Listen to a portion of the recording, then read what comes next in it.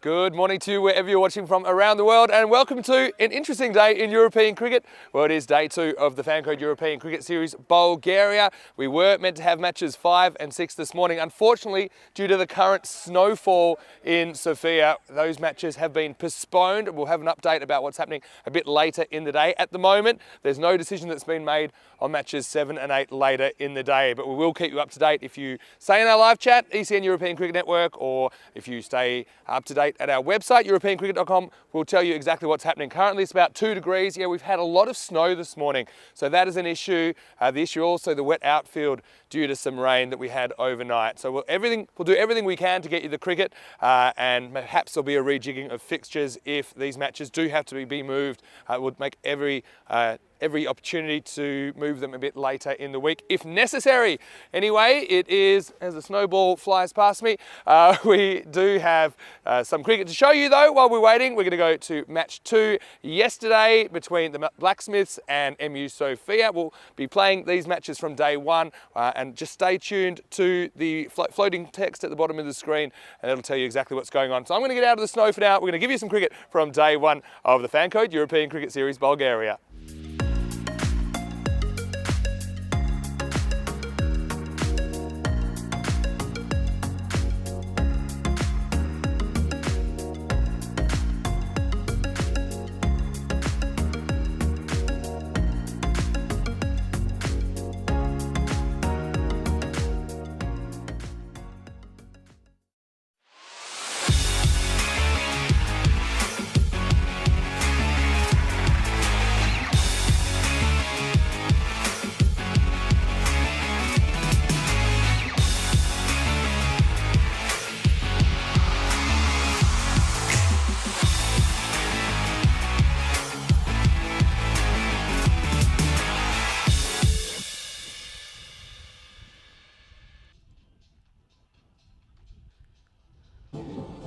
Hello and welcome back to the Vasilevsky National Sports Academy here in Sofia, the capital of Bulgaria. It's opening day of a brand new FanCode European Cricket Series. We already have one match that has been completed. It was academic MU Sofia getting over the Blacksmiths in a reduced 5-over contest. We are back to the 10 overs this time. Academic MU Sofia, they've won the toss in match 2. They will be batting first. And let's see, we have the same top 3. Rasul, De Silva and De Souza. Vinny Sandu here, Mr. Maximo, for the European Cricket Network. Joining me for this series after a bit of a break, it's good to hear his voice again, Rico Full. And Rico, certainly saw an entertaining first game, and not the easiest conditions for cricket, and hopefully we see some more entertainment in the second. Yeah, it's lovely to be back, and back in Bulgaria as well, at this fantastic National Sports Academy ground. And yeah, we've seen the team, the Blacksmiths, making their debut, and it's always going to be difficult when you're playing the Medical University of Sofia. They're a strong team, an established team. They've got some good star players, and they found in that first match, a shortened match. It was a 5-over innings per side, and it was the Medical University of Sofia who were victorious by 29 runs in the end. They put 59 on the board, thanks mainly to these two, the same 2 openers. Omar Rasul, he made a fine 21 on just 14 deliveries, and he was supported well by Ishan De Silva, 43. The 2 of them put on together, and they'll be hoping to do more of the same here. So they want to break this partnership pretty early, the Blacksmiths, and if they can do that, then they can really get some of the batters in that haven't been out there yet, haven't played, and try and keep the score down. They got to 59 or 5 overs, so based on that, I think 110, 120 would be the sort of score they'd be looking at here. But, and we have seen already, especially on the offside, the outfield is pretty quick, so if you find the gaps, it will race away, and we know that that vortex there towards the third man area, anything that's angled in towards that area goes pretty quick, and can be a little bit bubbly as well, this outfield. And starting with the ball is going to be the experience, Mr. Evergreen there. They do say old is gold. Well, Mohammed Fire he was able to, he bowled pretty well. He batted well as well, though looked a bit rusty. What can he do here at the start of this, the second match? And starts well, right on the money straight away. Looking to get to the other end pretty quickly. So go back to the 10 overs per side. 3-over power play. Yeah, no more 5-over Fiesta. Hopefully not anyway. So yeah, let's see what Fires can do. He's a key player for the Blacksmiths, who are on ECN debut today. And goes big, and it could go all the way. It does. Bolle, bolle, bolle. Kinna sona shakalagia. Yeah, nice shot. Really nice shot. Takes it outside. Takes it from outside the off stump and able to stroke it away. Good batting. Yeah, very powerful shot and just showing his class again. Rasul has something to think about. Probably won't want to be pitching this one up. Oh, he goes outside the first opportunity and he's taken another fine catch. So it's 6 and out. And that's a really good catch there from Jakub Gol. Does really well, keeps his eye on it. And again, another one that's taken away from the body. Makes it look easy, but that was not easy, Vinny. Yeah, catches win matches, and that is so true today because of the conditions. They're up to 4 degrees, but not easy. That's one on the run. And Jakub Gol, he takes it. Makes it look easy as well. So they've taken a couple of good ones this morning, the Blacksmiths. And handy wicket to get.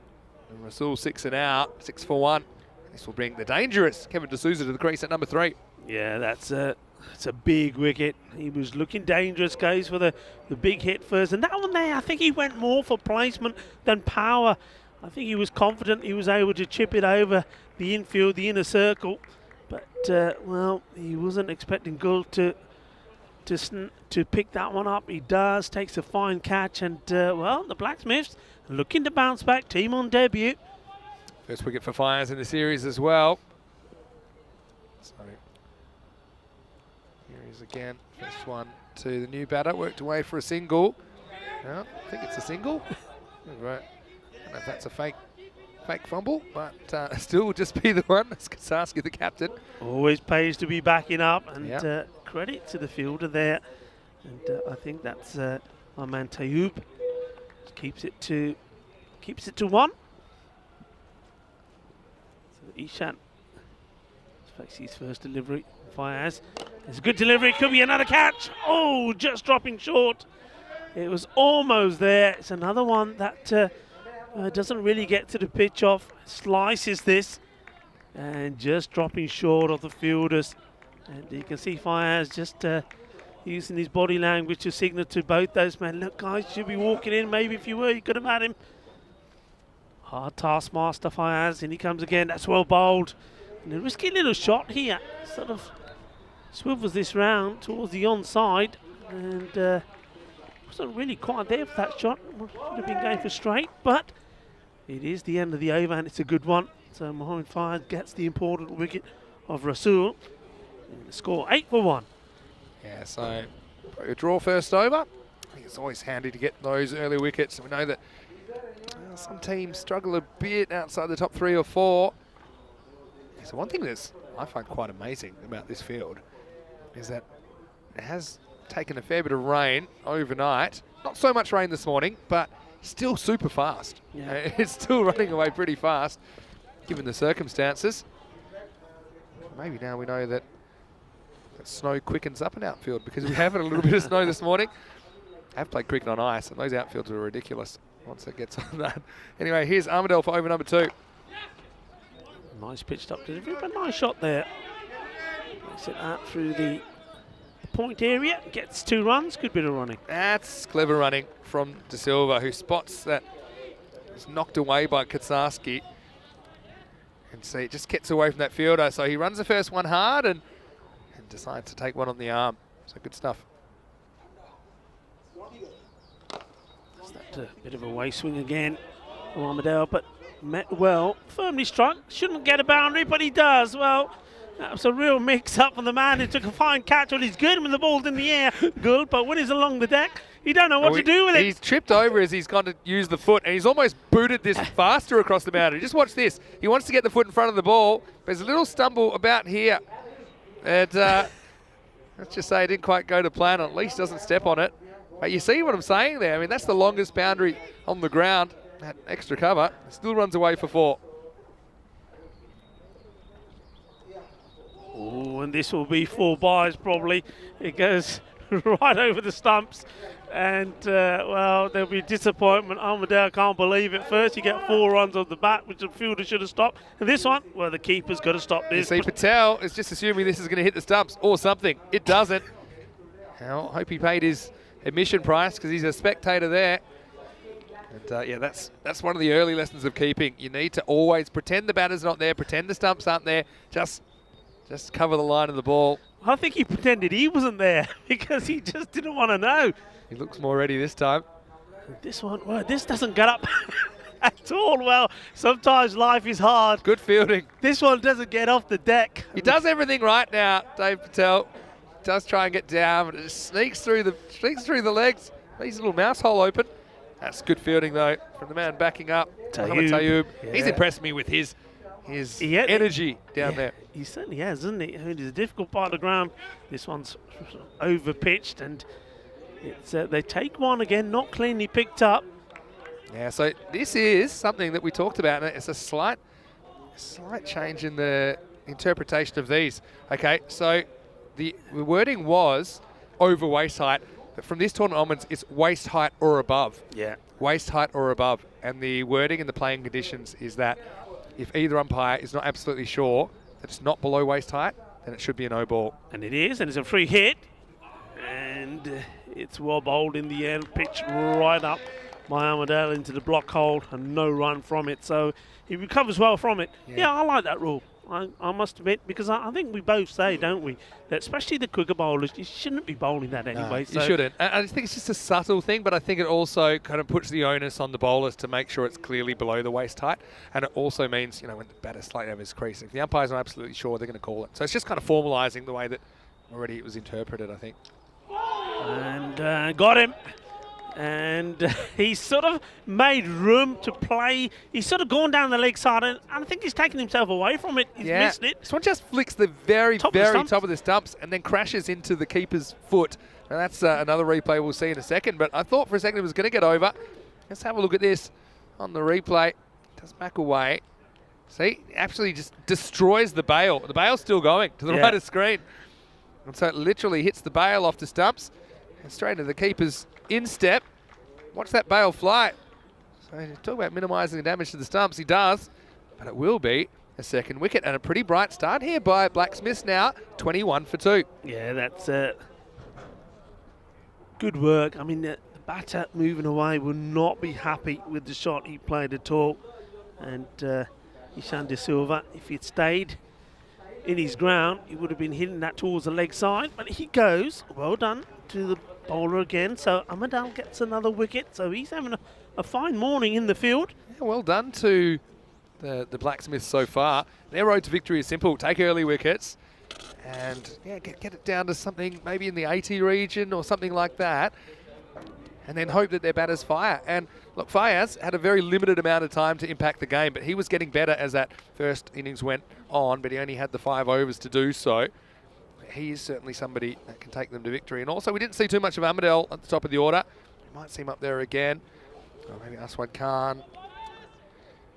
We've got the captain also as an option of Ala Katsarski. Is Fayaz coming back for a second over? And he will be bowling to Kevin D'Souza. Chuktai is the new batter. Sneak through for one here. Yeah, nice work. Good bit of movement there again from Fayaz. Just getting the ball to do a bit. Got this one to nip back a little bit. A little bit of something on that, so you will get credit for the run. Tyrone Peters is out there, the marathon man, we've been calling him. He's done something like 8 weeks in a row. But he's been umpiring really well. Pioneer of the limited review system signal, which has been very popular as well. Of course, there is some technology available for things like line decisions particularly. We even saw him experimenting with another signal in the Netherlands on the weekend, making the L. But I think it's great. Something that's always been improving, hasn't it? But an out to the batter, was it? What's that? An out to the batter. To the scorers, yeah. Fires now, he's going to come round the wicket to the left-hander. And it's Zirak Shugati who's out there now. And dropping the mid-wicket back, so he's the only man out on the leg side. No real sort of fine leg in place. Got a man on the 45. It's not bold. Tucks him up a little. You told me something between the games that I found super hard to believe. What's that? And it was 32 degrees here when they were practicing last week. Is that serious? It's correct. I actually, because I weren't sure that my source was pulling my leg, I asked one or two of the players, and it is. They were out here a couple of days ago, some of these players, they were having a net, and it was 32 degrees. That's crazy. And this morning we had snow. It was a bit of snow and sleet in the air. And well, I have to say, certainly on the European Cricket Network, it's the first time that I've been at the ground where there's been snow. I'm told we might have a bit of an issue on YouTube with the connection, so try and keep you up to date in the chat as well. If you're not hearing me, this next one will be one out to deep point. So this will give me something to do while I'm commentating, but yeah, I mean, of course, had a bit of an issue the other day where we lost the chatters for about 15 minutes, and well, we really missed them. So we don't want to have too many issues like that.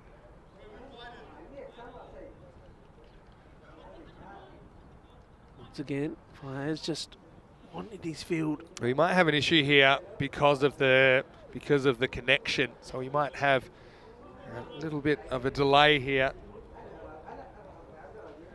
So it gives us a chance. If you can hear us, it's Vinny Sandu here. Mr. Maximo alongside me is Rico Full. Good to have you back, Rico. Great to be back. I mean, some memories from Bulgaria. Of course, for me, the Golden Ball game with Barbarians last year was one of my favourites. We don't have Barbarians this time around, but we will see a few of those players playing for Blacksmiths, I think a bit later in the week. Yeah. A bit earlier in the year in Bulgaria this year.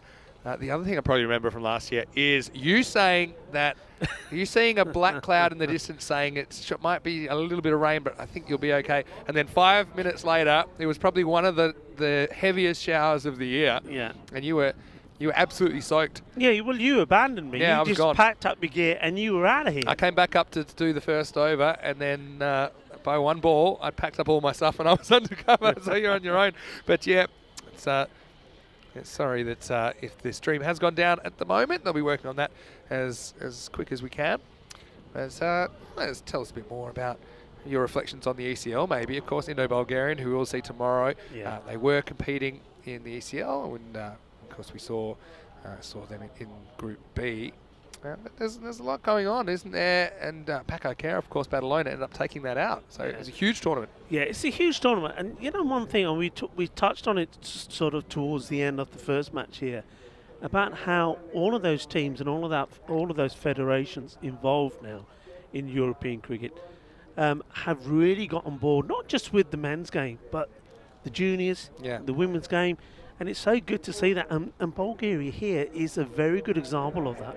I mean, we've seen that the men's cricket has really blossomed. There's so many teams here involved. But now I like the way that the federation is involved in taking the game to the schools. I know they did that last year. They started that program last year, taking cricket into 10 schools in total. That's been extended. You've got women's training happening there. And of course, we were in the Costa del Sol, and you're seeing a lot of stuff being done by them in terms of women's cricket and juniors cricket. It really is fantastic stuff. It is great how this whole community of European cricket is coming together and developing the sport, but not just in one format of the game, not just in the men's game, but the women's and the kids as well. It's great. Yeah, it's been a game changer, hasn't it, over the last couple of years? I've seen the results with my own eyes. Even when we come here in Bulgaria, everything's being run a bit more professionally every time we're here. And I think we're going to see a really, really interesting 6 days of cricket. We'll be in Romania next week. It'd be good to see. Actually, Bucharest Gladiators, they won the playoff to get that 5th spot.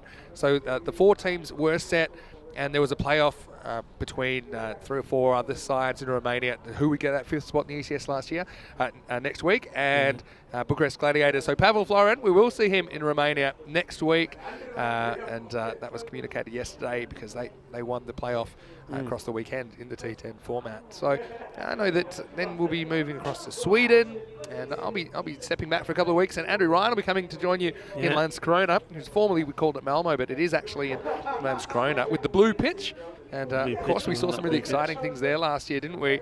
With Safi from Gothenburg City. And so, yeah, it's a great opportunity. If you can hear us, can you let us know in the live chat, Eastern European Cricket Network, and we might just take you out to the middle right now. You can see that the players are just milling around, waiting for this stoppage. But we expect that it will be probably back on within a couple of minutes, hopefully. And the weather out there, it's no rain at the moment, which is good. I think we're almost ready to get going. So, yeah, it's good. If you did hear us, even if you didn't, the main thing is you didn't miss too much cricket, because right now the score is 24 for 2 of 2.4 overs. And it looks like we are ready to continue. Fires has 1 for 11. And this is Zirak Chuktai. Chuktai Fateh, maybe. Could be. He wants the run, and he gets it. Get a single. Well, we've also learned over the last couple of years, especially with an artificial track, that, okay, if it's a bit slippery, you know, it's up to the players to kind of take those precautions. We can still get the cricket on. And, okay, for example, today, the bowlers just making the adjustments, I think, reducing their run so they don't have to run off the kind of quite slippery area. I think in other sports, you have to adapt to the conditions. I don't see how cricket should be any different. So, I see Fires hits coming off a couple of steps. Last ball of his spell. Just over pitches, it ends up being a full toss, and that's well picked up. He sort of whips this away, and Davey disappointed Fires to end his spell with a ball like this. It's a gundy ball, and he gets put away. 4 runs, 4 carreras. He gets good swing, but it kind of just swings into the pads of the batter, with it being so full. It was an easy put away. So D'Souza gets a boundary into the power play, 29 for 2. And, well, not a bad power play, I'd say. In those 3 overs, we saw Fires bowling 2 of them, didn't we? So, just 8, 13 and 8 off the 3 overs. So, a couple of breakthroughs. Let's see if Blacksmiths can get a couple more and hold Emu Sevilla at bay through the middle. You can see that in between overs, still working on the ball a fair bit. It's going a bit sticky. Pardon me, Rico. Rahel Khan in the chat. Nice to see you. Captain of Albi's Army. Asking if we're both coming to Stockholm. Yep, it'll be myself and Rico in Stockholm. That's the plan anyway. Looking forward to coming back to the capital. Yeah, hello Rahel.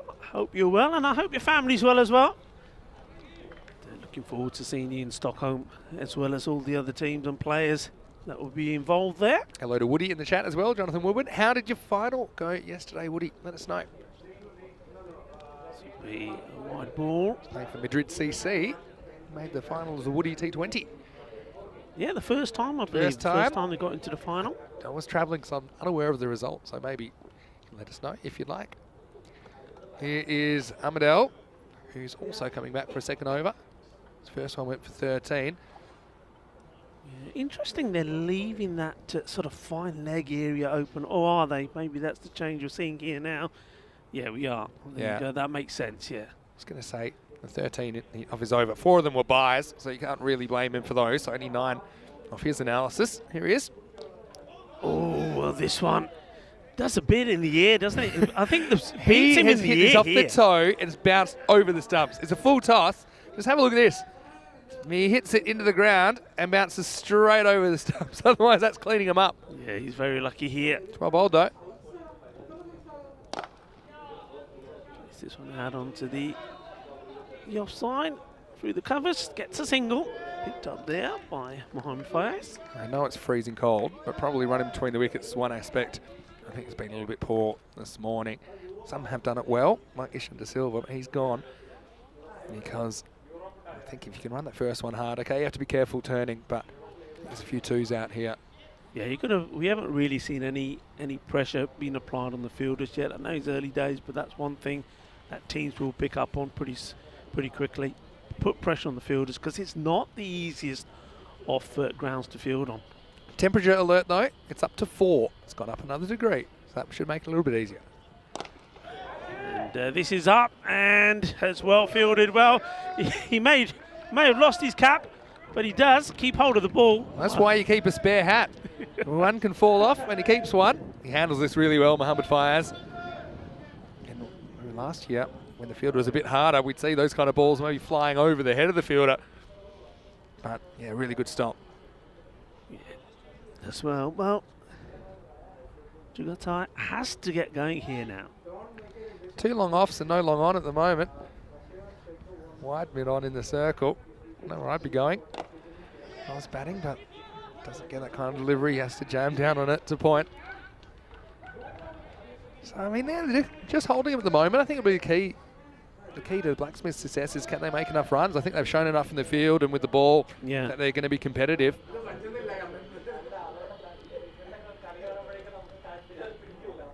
Souza, 9 of 7 deliveries so far. He's eyeing up a big shot here. See if he's able to execute it. Drops the bat onto it. I think he will get 4 here because it goes so quickly. Now that's the vortex as we call it. It's really well played.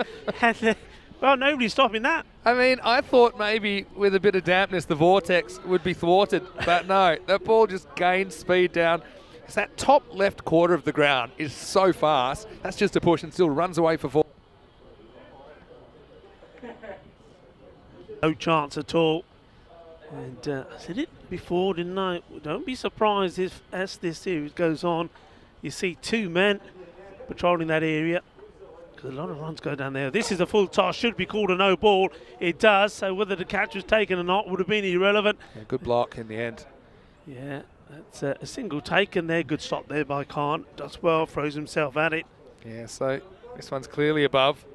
But again, slight change in the wording to that playing condition. It's now full tosses, waist high or above. So one's at the waist should be called. Free hit, last ball of the over. And, well, nobody there. this is the gap you were talking about. They could go 3 here, but they're not really trying. I would have thought you'd want to run faster to warm yourself up. Head to the over then. It's 41 for 2. Yeah, he's bowled well, Hamzai. So very, very warm welcome to you, no matter where you're watching from around the world. Vinny Sandu here, Mr. Maximo, alongside me is Rico Full. Now, question from Andrew Batchelder in the chat. Saying, what is the temperature? Well, the temperature update is currently 4 degrees Celsius. Did start the day at 2 degrees, and we had to delay the first game for a number of reasons, mainly just some overnight rain. And we actually had some snow this morning. And when we were at the ground, it was snowing just a little bit. But the good news is we got the first game on, even though it was only 5. If you don't believe us, catch the intro again because you will see there's in my intro. Just at the first toss, there was some snow. So that's exciting, isn't it? Is that first? Is that first for you? I'm rugged up. Yeah, I don't think I've seen snow in the ECS. Although I have played cricket on ice in pretty snowy conditions. It was -8. So really, compared to that tournament, it's pretty warm. But I've got to say credit to the players. I mean, they're so excited to be out there. Basically, the first match of the season for them, the first day of cricket for the season in Bulgaria. And we're just excited to be back with the FanCode European Cricket Series.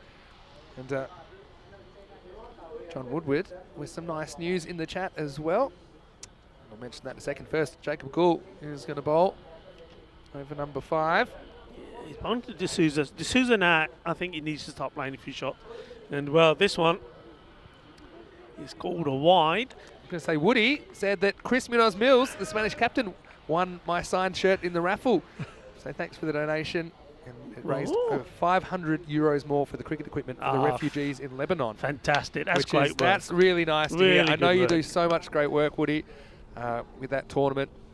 And I'm really, really pleased. And he said, don't worry, Rico, in the next tournament, next week, your shirt will be going up. It's not like an auction. We don't have to get competitive. Yeah. But I know that big thank you to everyone there for getting behind that. Yeah. It's good work. So 3 hits coming up. I think it was a field indiscretion. Unless it was off the pitch. I didn't actually catch where that one bounced. I think it was the wide, but it ended up going off the pitch. Yeah, so I'm not sure about the call or the change of the call. It could have been that it bounced more than twice before it got. Yeah, I missed the first ball because I was in the chat.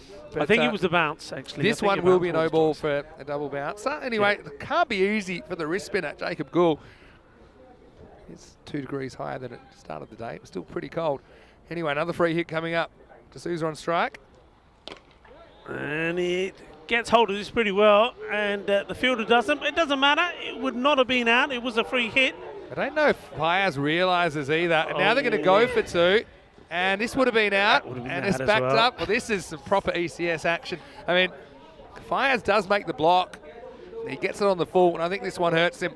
Let's have a look here. Maybe off the end of the fingers.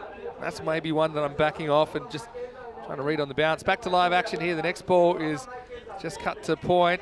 Now the fielding is done by Adil Patel. They don't get a run.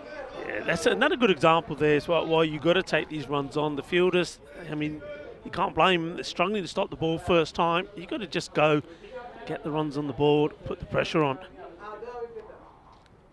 And this one will be, it's called a no ball. And again, I'm assuming this is again because it has bounced twice. If it bounces twice before the crease, this is, let's see that read the second bounce. Yeah, I think it does just. So, another free hit coming up. Just got pitched up. That's better. Let's get through everybody. And they'll get a bye eventually. So, question from Liam Day in the chat, who's watching from New Zealand. Hello, Liam. Hope you're well. Asking is Saim Hussain back this year, and he is. He'll be back for MU Plovdiv, and we'll see them this afternoon. So, yeah, he's a pretty classy player, isn't he? He's a great player. He really is, and he's certainly one to keep an eye on.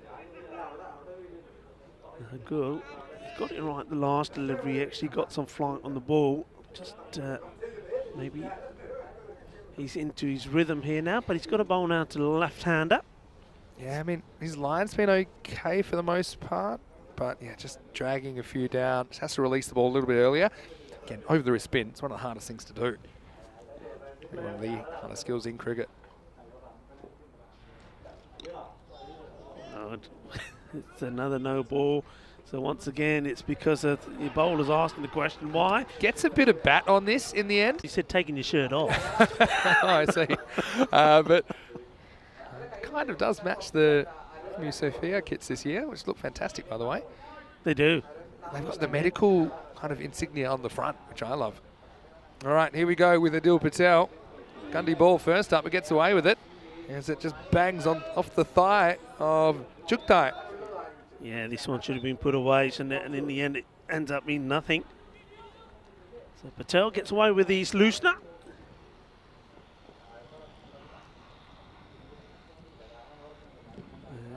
Sits down the leg side. Now look, I know that if you, some of the players, they have like a towel behind them, and I think, well, that's the towel. Look at these shirts again with that white line. It's like, is that a go faster stripe on the back of the shirts? Could be. Well, there's a little jump from D'Souza on that one. To the fielder to try and protect him. Yeah, it's got a little, like a speed stripe, doesn't it? Isn't it? Yeah, because I thought for a moment, well, he's got, all of these players seem to have a towel down the back of their trousers, and then I thought, well, that's not a towel at all, it's part of the shirt. Go, Patel, he's got his line now, and yeah, that's not a bad delivery. Sort of plays it across the line, has a bit of a hoik. And a couple of chances to run out, it's over. Yeah, not running particularly well, but at the moment getting away with it. All right, tight. D'Souza. Got to get things moving, I think, from his end. Yeah, he wants to get back to the other end. Full toss, and he's a little bit late moving to this. And this is the sort where you just sort of one step and bang, and trying to be hitting this over cow corner, but ends up again. Patel gets lucky. Nothing from it, so this could be a very good tardy over. Just a run from it, well, it won't be. I've cursed him. That'll be a full toss, and no ball will be called. So plenty of no balls and free hits in this innings. Yeah, too high, and gets that all wrong. free hit coming up. So here we go, D'Souza. He'll be after this. Comes down the track and up it goes. And it's caught or not, it won't matter. And it was the bowler himself, Patel, that makes the stop. He's disappointed. He hasn't got the message. I don't think he realised it was a free hit. He did seem annoyed. Yeah, As it is, it was going to be a single regardless, right? It's the end of the 7th over. The score 77 for 2, walking sticks, as we head into the last 3 overs. So yeah, that was a pretty good over, even given that high no ball. Adil Patel only goes for 5 in the over, just the over they needed to steady. Well, here's the updated schedule from next week. We're in Romania, and then we do go to Sweden, where we have 2 tournaments, 2 weeks each, then 2 weeks in Prague as well. And the ones we can reveal now is we'll have 1 week in Vienna in Austria at the start of June, and then we'll be in Budapest, Hungary for another 1 week tournament. So yeah, lots of great locations we'll be visiting over the next couple of months. The European Cricket Network. This will be a wide start the 8th. Yeah, my mouse is frozen. Hey, mousey, mousey, wake up. Not just your mouse, it's frozen. There you go. It's You'll be in Hungary, Austria and Hungary. You're going to come for the first time, Rico. yeah. And Romania. Cut chance. Oh. And, well, he's got this one all wrong, hasn't he? And Amadou, we saw him take a very good catch earlier, but this one is to his other side, to his right, and just doesn't get himself in the right position. He'll be frustrated because there's a similar kind of distance from him, the one he did take. Just didn't get the hands in a great position there, and it does cost him 4. Yeah, Walid Khan, unfortunate not to have picked up a wicket there. In fact, it goes to the boundary. And this, well, he manages just to keep this one inside. It was very close, very borderline.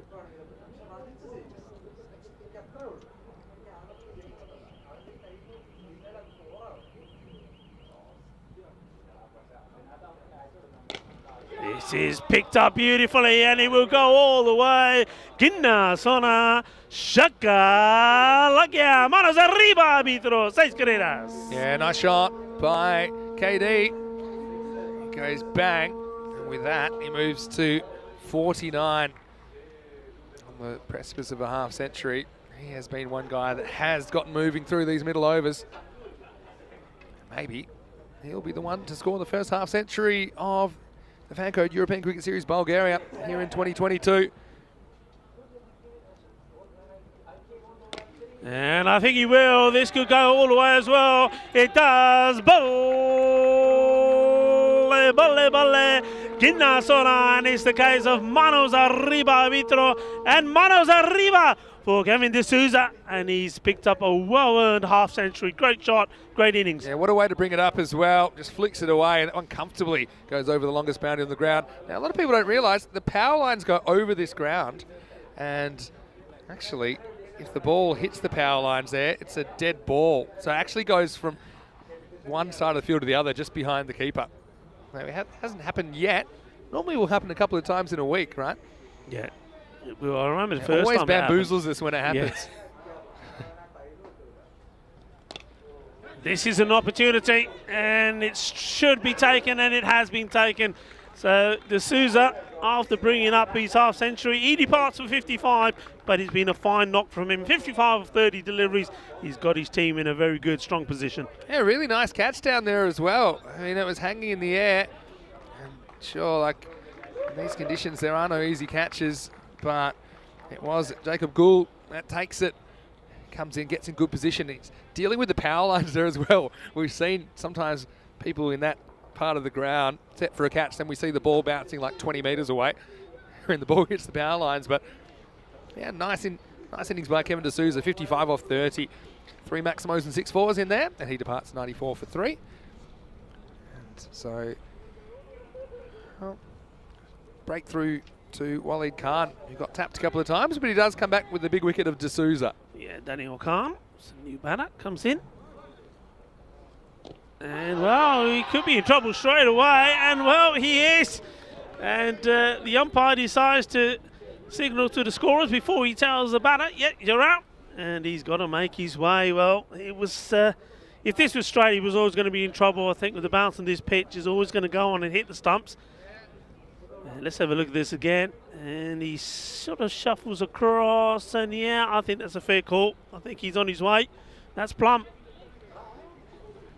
And you see the umpire letting everybody know. So he goes first ball, and well, that's not the start that he wanted. Well, Danny, bye-bye Danny boy. He has to make his way back. Danny and Ali. So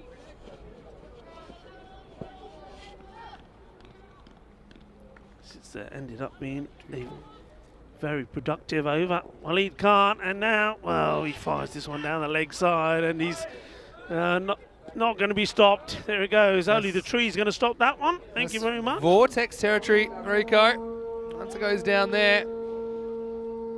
So, yep, sound the horn. That'll be another boundary. Yeah, he let himself down there, didn't he? Guts himself into a position where he had the opportunity of taking a hat-trick, but fires it down the leg side of the left-hander.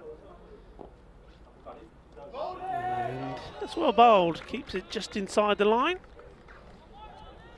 Yeah, it's touch and go. And Malik gets away with this one. Yeah, just inside.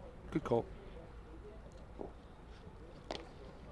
And the chance taken, no mistakes, and that's another catch, and I think that's Gul again. That's his third catch in the day, 2 in this match, 1 of the first, and well, what a productive over that one was. Yeah, it's Adil Patel actually. That time I think that grabs it. Patel, He was in the right spot, wasn't he, at the right time? They have held a couple, and so there it is.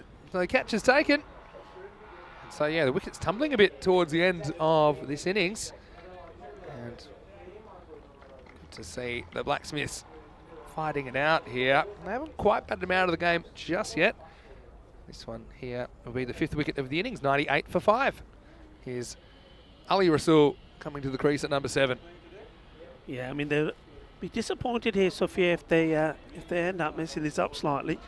They should be still looking and focusing between sort of 110 and 120, I think. So left-hander replaces left-hander. The ball by Omar Malik, chipping in with a wicket. Oh, that's well bowled again, and well, it could be out, run out, and he manages just to get there. Wide is also called by the umpire, so they turn that into a very entertaining 2 runs. See that the first throw here from Patel was wild. There's their first wipeout in a while. It's at Mubarak Ali. He is back out there, and he's going to get the chance to face up now. Omar Malik trying his best. Will we see Waleed Khan on a hat-trick last over? It's well bowled by Malik. I mean, they've got a few options. I would imagine Waleed Khan, he's on a hat-trick. He did go for 17 in the over. It was D'Souza that was doing the damage, and he did get him out and then take a wicket next ball. So yeah, maybe we'll see Waleed in the 10th. If he does come back, he will be on a hat-trick. 100's up now. That's well played, and I think the bowler would be disappointed, man, that didn't stop this. It was not a bad delivery as well. Yeah, I mean, even if you do stop it with your foot, it's probably going to hurt. So I'd probably just try and get a hand down on that. 101, last ball the over. It's played away. They should again be looking for 2. Got to turn and go here. And it does. And they do get the 2 as well. Yes, this will be the end of the over. 103 for 5 after 9. They were on 120 pace at one stage, but just a couple of decent overs have held things down. The 7th just went for 5 from Adil Patel. The 9th went for 9 in the end. And Adil Patel's another option to come back.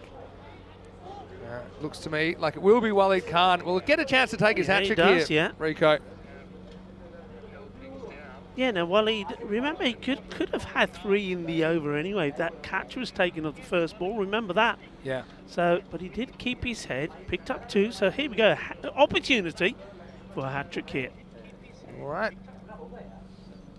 And he's got it. Oh, wow, he's knocked the stumps over. Oh, well, if you caught the bat there as well, it probably could have been rewarded with with another wicket. How about this? Well, watch out for the flying back, but we do have a hat-trick. Well, well done to Waleed Khan. Gets a hat-trick here at this European Cricket Series in Bulgaria. Well, you know, they do say you got to throw the bat at the end of the innings. This isn't quite what they mean. It was a hat-trick ball, and well, Mubrak's going to have to go, and the stumps go over. Well done to Waleed Khan. Yeah. And look at the distance on that bat throw. I think Tyrone Peters, he was watching the bat, not the ball. What a hat-trick. I've never seen a hat-trick quite like that. And it will be a 6th wicket now. Well done, Waleed Khan. 103 for 6 now with 5 balls remaining. बहुत अच्छी ball है अपनी वालिद खान ने कितनी अपनी hat trick बना ली, and well, what an entertaining one that was. And yeah, watch out, it's all happening out there at the moment. So we've seen the first 50 in the series, and that was by Omar Rasool, and now we've seen a hat-trick as well. And he ain't finished yet, he's still got 5 balls to go. In he comes.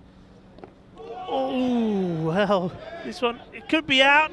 It's another wild throw from Dave Patel, and it certainly would have been out if it hits. Been given its buys. Said it before, and we'll say it again. You'll only ever see this kind of thing in the FanCode European Cricket Series. Starting with a hat-trick, then another chance next ball. Can't iron up more. 104 for 6.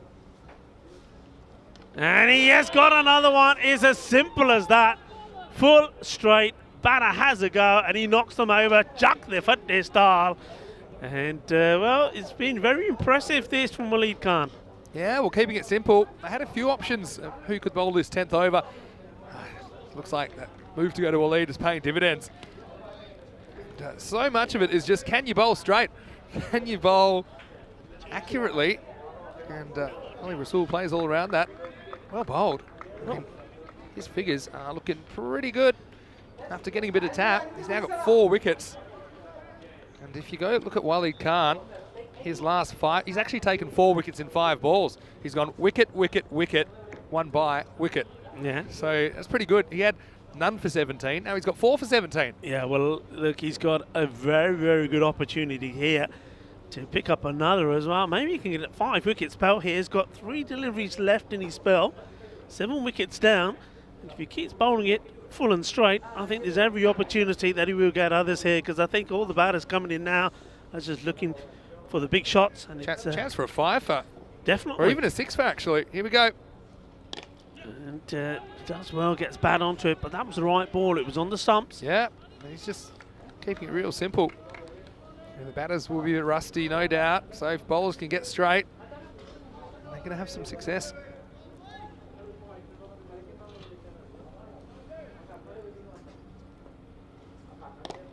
This one just drifts a little bit down the leg side, but no harm done. It goes straight to the fielder. They haven't had a boundary since the wicket started tumbling. So it was off the 4th ball of the 8th over. So we've had the 2 wickets and then a whole over, and now 4 balls this over without any boundaries. Gonna take on the keeper here. It's good backing up. Yeah, so that's pretty good going, isn't it? So it's 13 balls without a boundary now towards the end of the innings, and in fact, that will be it. That's it. So I'll sneak through for a bye last ball. So 14 balls without a boundary at the end. They're going to finish 107 for 7. I talked about Blacksmiths probably didn't want to chase more than 80 or so, but certainly their comeback in the second part of that innings means that if 1 or 2 of their guns can get going with the bat, it is chaseable. Yeah, I mean, look, that's really good work. Good comeback, because I think at the halfway point, 58 was on the board, and you thought, while Rasool was still there hitting the ball really well as well, that maybe the 120 was going to be the sort of score they were going to get as we start to see the highlights. But they came back well, they fought well, and this was the first wicket. It was sort of a half-heart shot, wasn't it? And then that was Omar Rasool, who just, after hitting a big 6, just to get this clear, but that brought in Kevin D'Souza, and he is the man who did get going. And he played some really nice shots for the half century. 55 he made of 29 deliveries. And well, this one was an interesting one, the one a clean bowled, sort of walked right round it, didn't he, D'Souza? But Ishan, pardon me, but then the boundaries kept coming. And there were some nice shots over the top, but this one wasn't too far away from Vinny. You saw there, just protecting his equipment, and that was the opportunity. That one went down there. That was Amadeo puts the catch down. But some of these shots from D'Souza were fantastic, and that was the half century. But he didn't last too much longer after that. But this man, well, he was in the hunt for wickets. Waleed Khan, and that was the 2-in-2. That was the end of the over. And we had to wait for him to come back. And when he came back, he did this. He knocked him over. And well, Mubarak there. I'm not sure he knew what was happening there. One, you see his thumbs getting shattered, and next his bat thought, well, I'm going on a holiday. The bat went.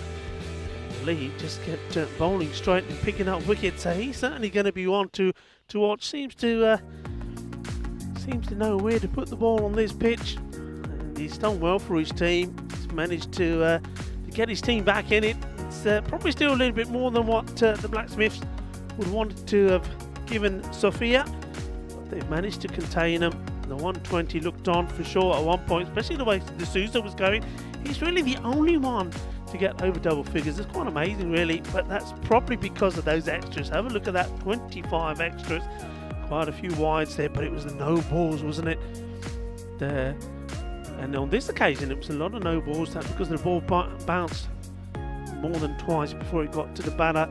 You see the bowling figures there, and a couple of expensive overs. I mean, Amadeo, he did pick up a wicket, went for 20, and 19 from Waleed Khan, but 17 of those came off his first over, but he did pick up the 2 wickets as well. Ended up with 4 and a hat-trick, so well bowled to Waleed Khan. Hat-trick and 4 wickets for him, but also well batted to Kevin D'Souza. 55 entertaining runs of just 30 deliveries, which means it's the second match between these two.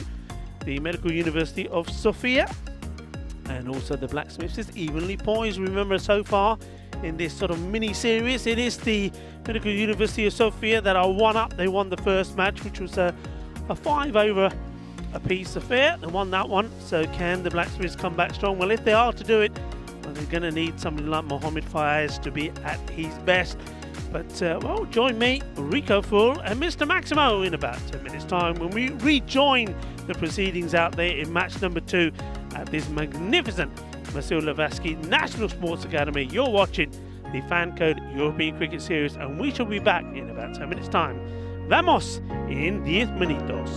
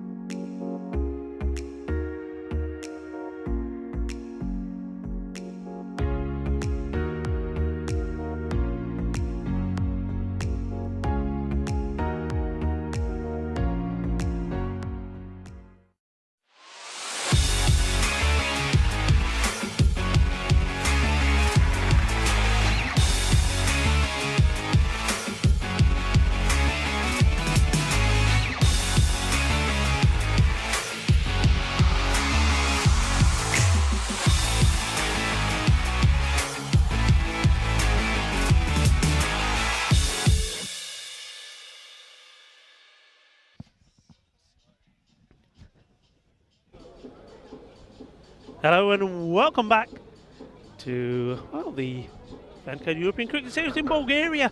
It's a very chilly Bulgaria after temperatures of the high 20s and 30s, I'm told, a few days ago. They dropped dramatically to, well, this morning we woke up to 1 degrees, and after the rain that they had over the weekend, it was followed by the chilly snow. And well, the good thing is the ground staff have done a marvellous job here.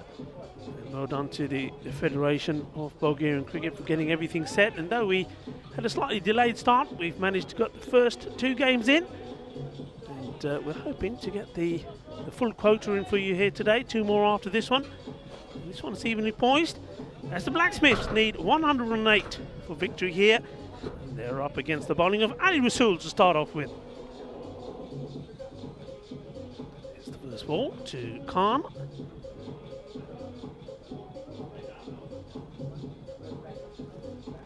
It's not a bad start. Gets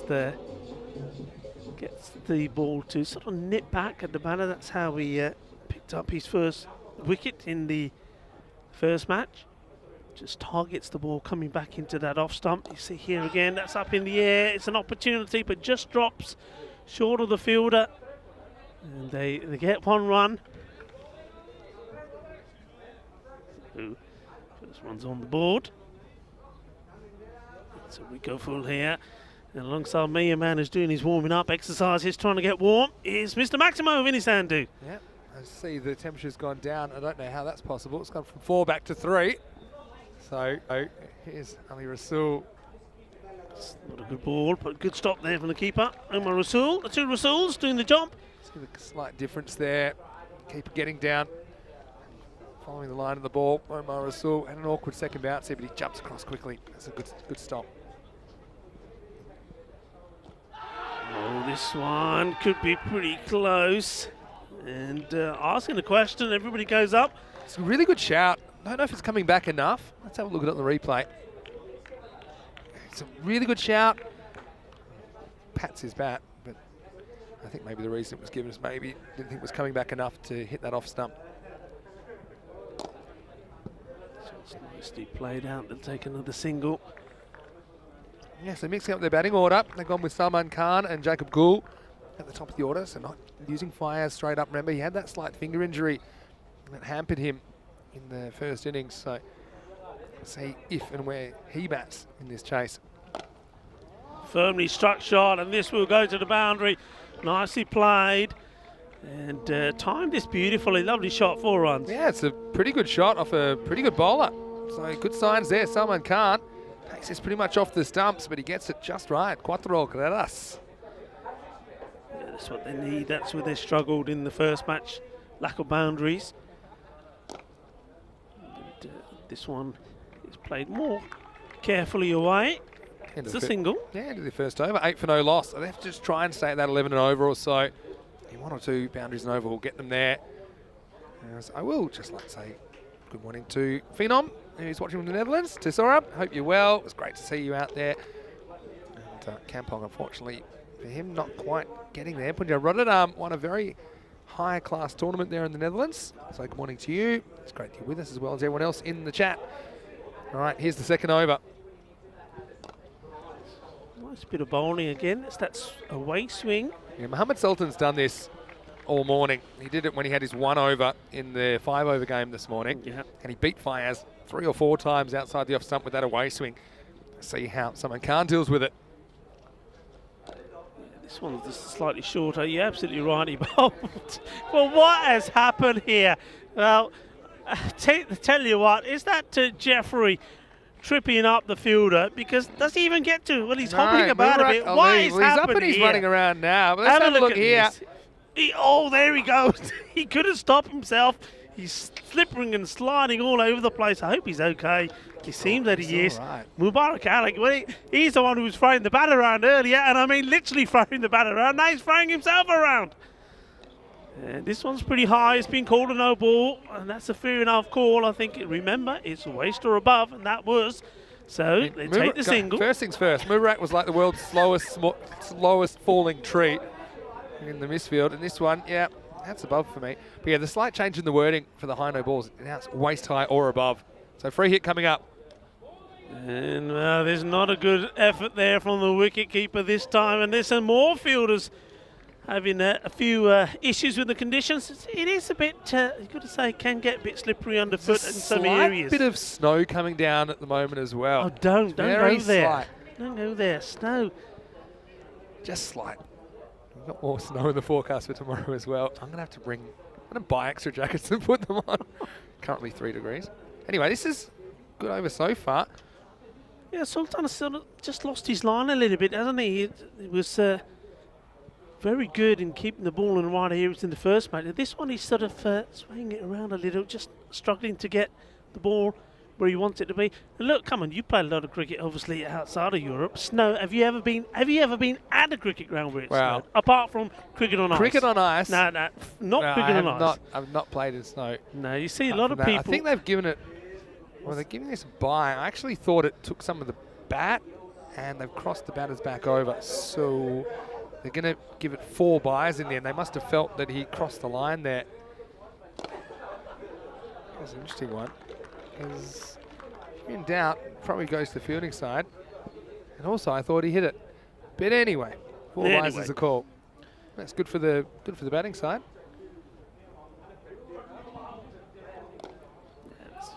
Nicely played shot, and he's got enough on this.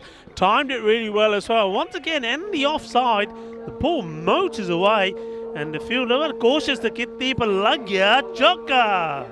Yeah, I mean, that's a really good shot. And what I've liked about Salman Khan is that he's going in the direction the ball's bowled most of the time. Good to see that Mubarak Ali's up and about, and no lasting damage. So now they're back on course, aren't they? Very With much the ball so. to go. And against the good bowler as well, Mohamed Sultan. And this time, if that's avoided the bat, he's got to be out. Yeah, that was full, it was straight. The umpire thinks long and hard, and eventually the finger does go up. And yeah, I don't think there's any doubts about this when we watch it again. I like seeing umpires take their time. Don't be rushed into a decision. He would have been thinking, is that going to go on to hit the stumps or not? I think it did seem like it was going to crash into leg stump. And so Sultan gets the last laugh, doesn't he, in the second over. I did go for a few as well after 2. It's 21 for 1. Hey, that's the first as well. Umpiring gloves as well. I don't think I've seen that before. I've played a lot of cricket in the UK, and I was asking you the question about snow. I've had plenty of times where I've turned up to play a game of cricket and it's called off because of snow, but I've never seen an umpire umpiring gloves. No, I think I might have seen it a couple of times, but yeah, I think it's a good idea. I think we saw a bit of hand in pockets from the umpires earlier. And that one, I think that's hitting the stumps. I don't think it's going down the leg side. I know it's kind of going that general direction, but I would have been pretty confident as an umpire that was going on to hit. Remember, just a little bit of the ball, just the outside of the stump. Anyway, here's a new over, and it's going to start with a wicket. And, well, they might have a look at this. Yeah, they're just maybe just having a look at this again here. And the umpires have just probably said to the batter, hang on a minute. Let's have a look. Let's keep an eye on the... No, I think that's okay. I think the batter's come out to this. So I think that's fine. I think we're just having a look at this. I think that's okay. The batter's come to the ball, which makes it look maybe a bit higher than it probably was. And the ball looked like it was going on a downward projection, but we'll see what the officials and the third umpire have to say about it. But I think, yeah, he'll be given his marching orders, and he has been. Tyrone Peter says, okay, you can go now. And he unties him and says, off you go. And that's the end of Gould. So both the openers have departed. Yeah, so yeah, it did seem thigh high. It wasn't quite a waist high or above for mine, so I think it is good call. Good catch as well taken by Sultan. So Rasul, not the best delivery that'll bowl, but it will result in a wicket. And now both openers back in the shed, 21 for 2. Let's see who we get out here at number 4. So just got to make sure they don't fall in a heap here if they're going to get there. We have seen Emu Sophia lose the plot occasionally in the field, but that's only natural in this form of the game. It is the captain, Mohamed Fayez, coming to the crease now. So comes in the third over. He's got plenty of time to get to work. He's out there with Mohamed Tayoub at the moment.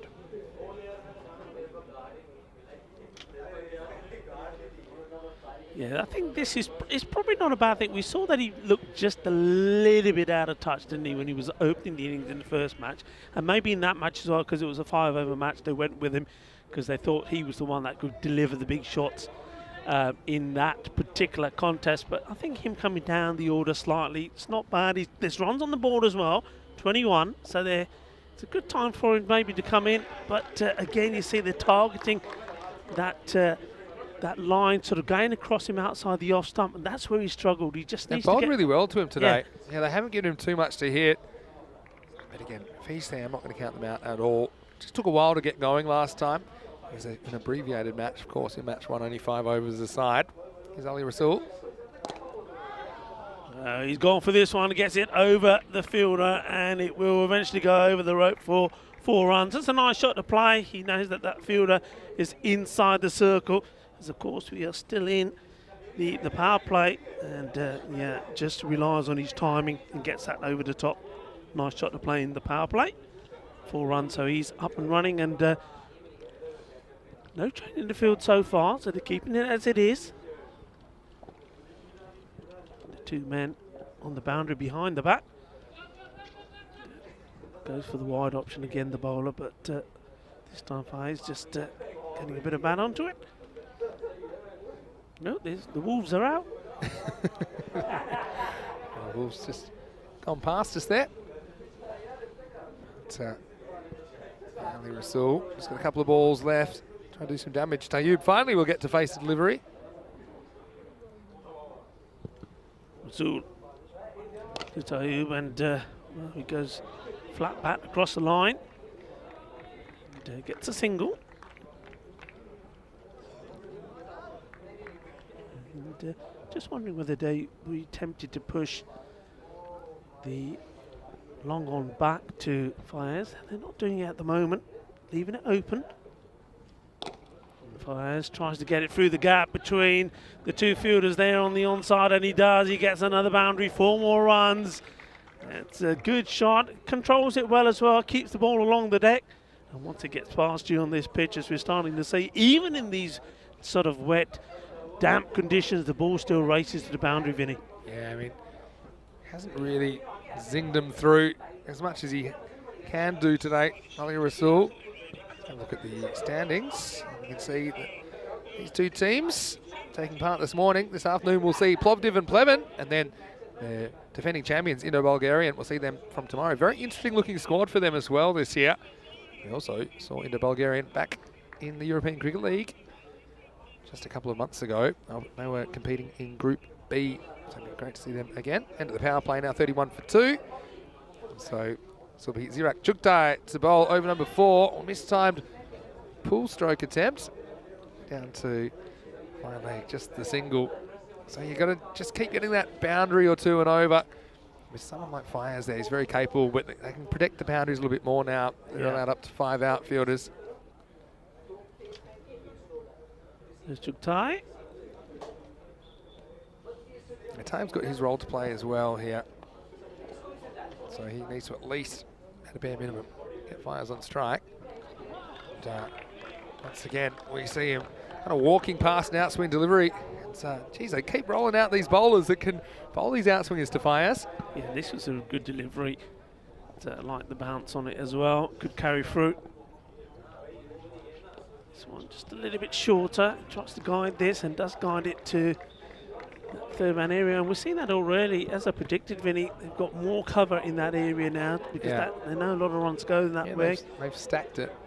I mean, I think Faiz, he's just trying to drive these balls that aren't that full. I think maybe he's better off getting on the back foot, trying to punch him away square of the wicket. It's just not a attractive looking shot, this. Misses it as well. I think he's already shown his deck. That seems to be the shot he's going to play. Tayoub, so a straight ball here, and it could be curtains. And it's not a straight one. In fact, it's a bit of a bottom edge, and the wicketkeeper does very well there, Omar Rasool. First in stopping it, and then he's very alert to have a shot at the stumps as well. But they do come through and take the single. It's a pretty good run, I think, by by Fires to come through. So the keeper just fumbles it. Whether he'll been out or not so sure. Still haven't given the boundary away this over yet. Only one more ball to go. As we play, takes a single. That's the important thing as well, isn't it, Vinny? I think it's about just making sure you're getting a run of every ball. You want to eliminate dot balls and trying to pick up the odd boundary as well. Yeah, just the 5 off that over. So 4 overs down. It's 35 for 2. Very, very warm welcome to you, wherever you're watching from around the world. It's Vinny Sounder here, Mr. Maximo, alongside Rico Full. Rico, great to have you back today, of course, after a bit of a layoff. And when I say you got to start at the bottom, well, this is the kind of bottom temperatures that I think we've ever seen in ECS. We started the day at 2 degrees. Currently, it's about 3. Yeah. But, you know, I think the players are handling the conditions pretty well. And it's the same for all sides, I suppose, in the end. Yeah, I think they've done really well. I mean, it's not the sort of conditions. I mean, I know going back many years when they've had some cold starts to the season back in England and it's so cold, you just in the field thinking, I don't want the ball to come my way, especially in the air. You know, you don't want to be getting ready to take any catches when the ball's that when the weather is that cold, because it's going to hurt and it's going to sting. So they've done really well, and credit to them. But the thing is, and this is one thing we find wherever you go, they want it, don't they? They want to be playing cricket. They want to be out there playing cricket. They waited a long time for this, and this is really sort of the start of the season here in Bulgaria as well. So yeah, they're up for it. Yeah, they sure are. Looks like we're ready for action again. And they're absolutely up for it. Very enthusiastic about their cricket here.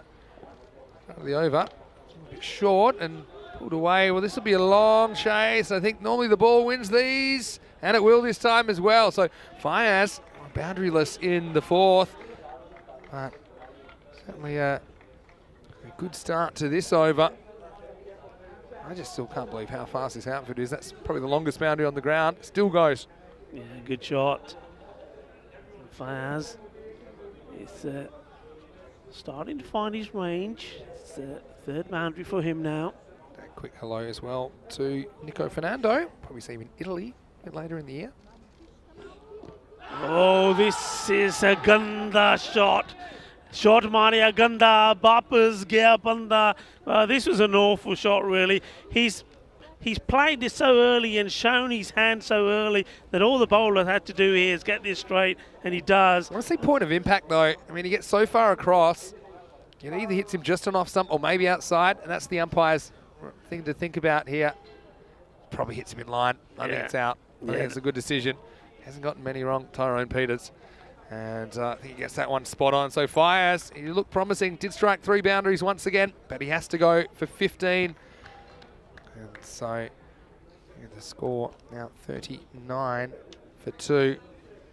That's a big blow for the Blacksmiths. Yeah, definitely is. And that's one man, as we know, if he was still there, could get them home. But he'd be disappointed to be getting out in that fashion. He didn't have to play that shot. I mean, he's got to be looking to play straight as well. He's trying to eye up the onside, and so he goes. Yeah, Albin Jacob getting some pretty quick success. Just waiting for the new batter now, taking guard. It's Omir Malik. He's hoping to put a partnership together with Tayoub, who's struggled a little bit, but he's still there. So almost set. And Mandrake in the chat, well, he's noticed. It must be cold because even Rico's put a jacket on. Yep. Yeah, so you're giving me heaps. And I'm keeping it real here. Yeah, but I put my jacket on because the temperatures are going down. You had your jacket and your beanie and your hood on when the temperatures were going up.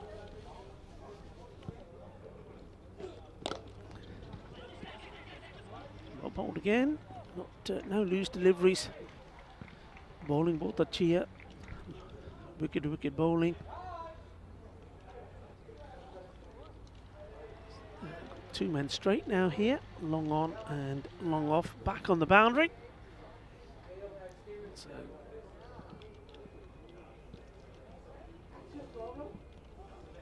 the batter still sorting himself out there. Omar Malik.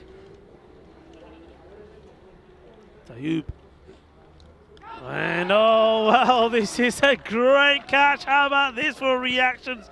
Omar Rasool Well, he makes it look so casual, but this is a stunning catch. Take nothing away from it. Well, he's enjoying it now. Obviously, somebody said something to give him something to laugh about, but have a look at this. Talk about quick reactions. Tayoub, he's given this a big old swing, and, well, most people's money would have been the ball ending up going towards the boundary, but not when I'm behind the stump, says Omar Rasul.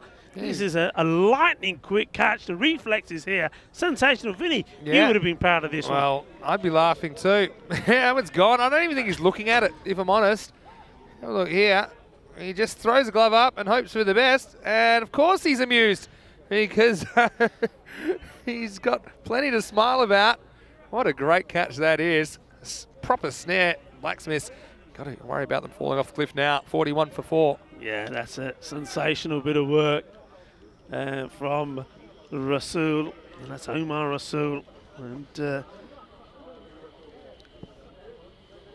it's going to be an uphill struggle now from here for the Blacksmiths.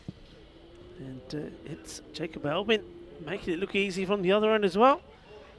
He's bowled really well. And again, like you said, Vinny, I think, and you've got to say this about both teams, they've taken the conditions into account. And the bowlers aren't trying to do anything crazy. They're not charging in. They're just concentrating on getting the ball wicket. This one isn't a good one.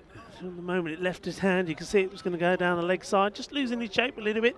Perhaps tried to fire that one in a little bit quicker. Doesn't need to. Jacob Albin, 2 for 6 so far.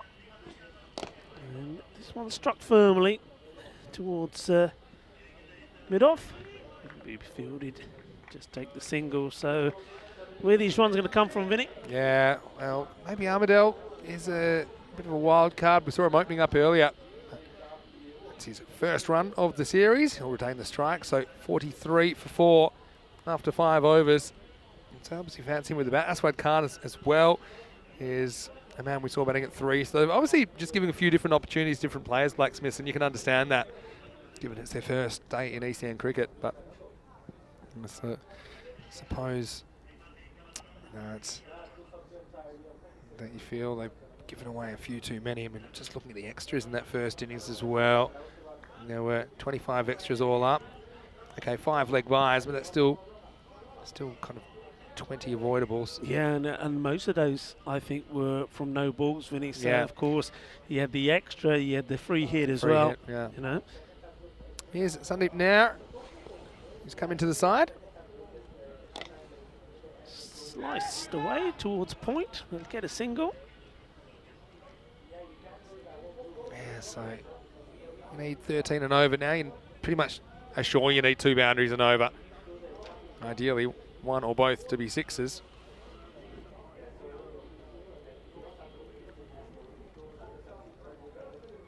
This one doesn't really come up much, but again, it's trying to. I think seems to be too much emphasis and too much focus in hitting the ball towards the onside, the leg side. You need to play more shots out there on the offside.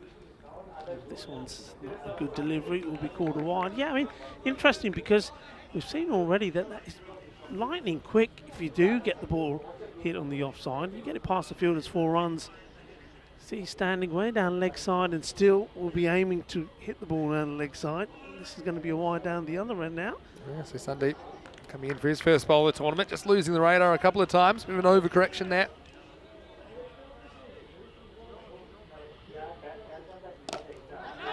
Hit firmly and just gets it over the man who's had, well, an interesting day here today as Mubarak, and he's had everything. He's slipped over, thrown the bat at people, and this one just gone over his fingers. He tried to time the jump right. I think maybe he's a little bit late taking off. So it just gets over him, but then it doesn't really roll over the outfield, just kind of plugs on the first bounce. So they do get a couple. And this one will race away, and that's what I'm talking about. There's merit in playing your shots out on the offside. You get it past the fielder, it goes like lightning, and despite the efforts here, and a good effort as well from the fielder, you're not going to stop that. That's 4 more runs. Yeah, it was a really good effort from Delrick Varghese. But, yeah, another boundary. So, I mean, not that far out of the match. If these two can build a partnership. Nice shot by Malik. And this one doesn't miss by much. Once again, trying to get the hit in, going in the mid-wicket area, misses out on it. Good comeback from the bowler. Well, I want to say a quick hello to Zaid Aziz. He's saying it's great to have you back, Rico. He's enjoying listening to your commentary. Well, that's wonderful of you to say, Zaid. We're all happy to have Rico back, of course, after a bit of a break. Right now, Blacksmiths, they are 6 overs into this chase. Scores 52 for 4. See that Alban Jacobs has been pretty good so far. 2 for 8 of his over. Also wickets to Mohammad Sultan and Ali Rasool, who's bowled out. They have plenty of options left for these last 4 overs. Pretty much they've got 4 bowlers available that have been able to bowl single figure overs, but looks like they are going to go to Daniel Ali in the 7th, so see what he can do. Oh, good little fiery start. Come out the hand pretty quick. It's not much of a run up, but certainly did fire it in. Yeah, I mean, a lot of the bowlers just adjusting their run today to slippery conditions. And well, adios, Bolota, that's 4 runs. And it wasn't a bad delivery. Once again, I think it was pretty quick on to the batter. But that's all it needs, a bit of bat, and it races away. I think that's the latest pull shot I've ever seen. Because I think it's an attempted pull, but it's not really a leading edge. It's actually off the middle. It just hits it so late. That's vortex bound. Minimum 2 boundaries and over. There's 1. Just swung and missed it too many balls though, haven't they? Yeah, they Blacksmiths. have. Yeah, I mean, Ahmed Al Hair has decided he's going to come down the wicket to Danny Boy. But of course, that's just going to mean it's going to come on to you even quicker. It's better off going back, up in the air, chance. And well, he throws himself at it acrobatically. And the impact, as soon as it hit his hands, takes the ball out of it. Good effort, I suppose.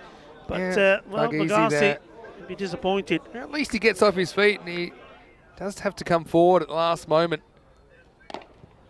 More action for him here. This time fumbles, but they don't run the first one that hard. It'll just be a single. Yeah, so these two certainly putting the fight in here, Malik and Ahmadel. You just feel that you get the magical over in somewhere, and they really are back in this. What we call the wide, that will help. Yeah, just grabs a bit of the line there. That's how they umpire. It's pretty consistent in the series.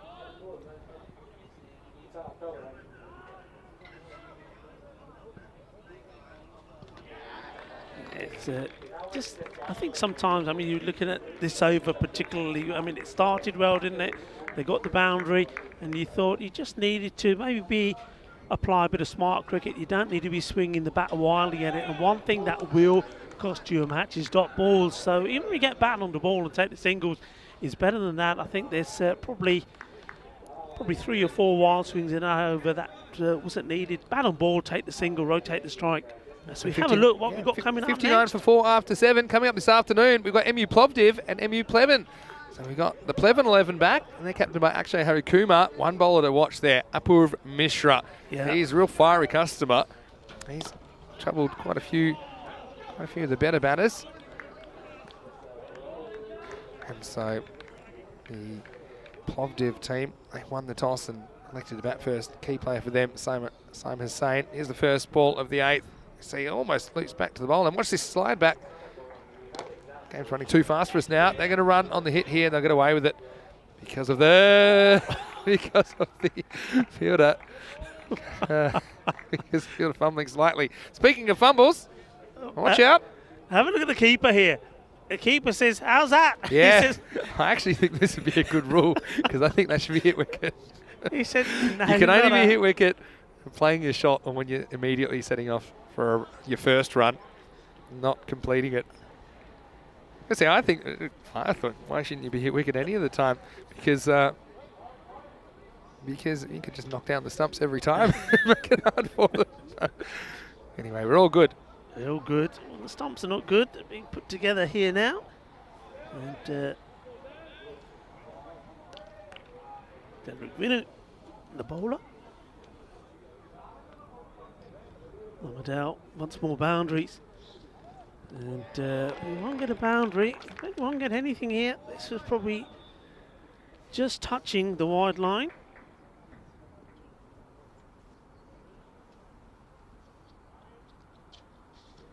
And then he tries to get himself in the position earlier, and all he ends up doing is missing out on it. Needs to stay still, needs to keep his head still. Short runs though, getting through these overs pretty quick. This one's came out the wrist all wrong. Except for this. Liam Day saying no Kieran Dasan. Well, I know he was in the squad, but he's not in the 11, and not sure how much we'll see of Kieran this week for Plovdiv. Keeping up to date with that. Got him, knocked him over, chucked the foot to style. That's good bowling. You can see that the batter, Amadel, wants to charge him, wants to try and force the issue. But the right reply there is just get the ball right up there. And that's one thing that Delrick Vinu does very well indeed. Good ball, another wicket. And, well, they're starting to just lose their way here. Blacksmiths, every time they seem to think that they're coming back into the game, then this happens. We've kind of seen flashes of competitiveness from the Blacksmiths this morning, haven't we? But probably just not on a consistent basis. And so I think what we're seeing is MU Sofia, a bit more experience. Just the bright lights, the cameras, the format. And yeah, just slightly having the edge this morning. Here's Dave Patel, the keeper, coming out at number 7. He'll have to deal with one ball from Varghese.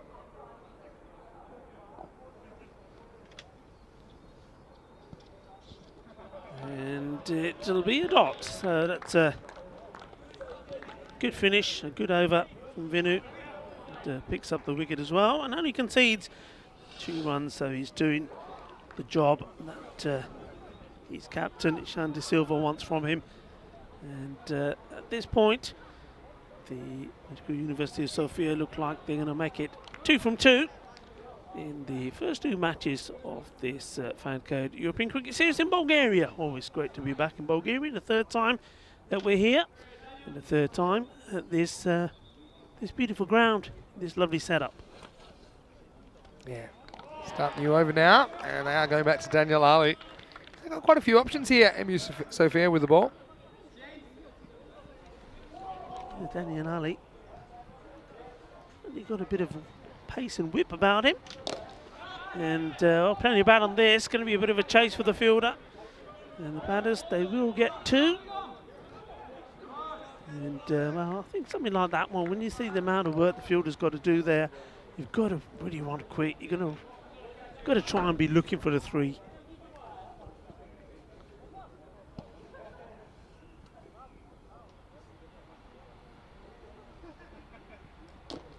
And well, this one almost goes back onto the stumps. Malik, lucky to survive. Ooh, that's not far away at all. Yeah, pretty close. Played some nice shots though. Probably just struggling to deal with some of these kind of more pitched up deliveries. Seems to like he wants to go down the ground a slightly to the leg. I think he looked a lot better when he went back and punched through the offside. At least get some bat on it. It's not easy to drive unless it is quite full on this pitch. Up in the air, well, it's gone a long way up. Good luck with this one. And well, no luck needed. As Delrick Vinu says, thank you very much. Had this all the way. That's good technique. Kept his eye on it and takes the catch close to his body. Another wicket. And that's a wicket that's well deserved also from Daniel Ali. I think he's bowled very well. And sends another one back. Yeah, and so you just saw the body weight just moving a little bit to leg, but the shot went off. That's a really good catch. And Delrick had to go back outside the circle. Took it pretty well, and so that makes it 63 for 6. And I remember thinking, something around the 80 mark probably was my limit of what I saw the Blacksmiths chasing. As it is now, they're 63 for 6, and maybe they could have got to the 80 if that's how many they were chasing, and we're not having to take a lot of risks now that they're so far behind the rate. We'll see Aswad Khan coming out in the number 8 position. Last ball of the over.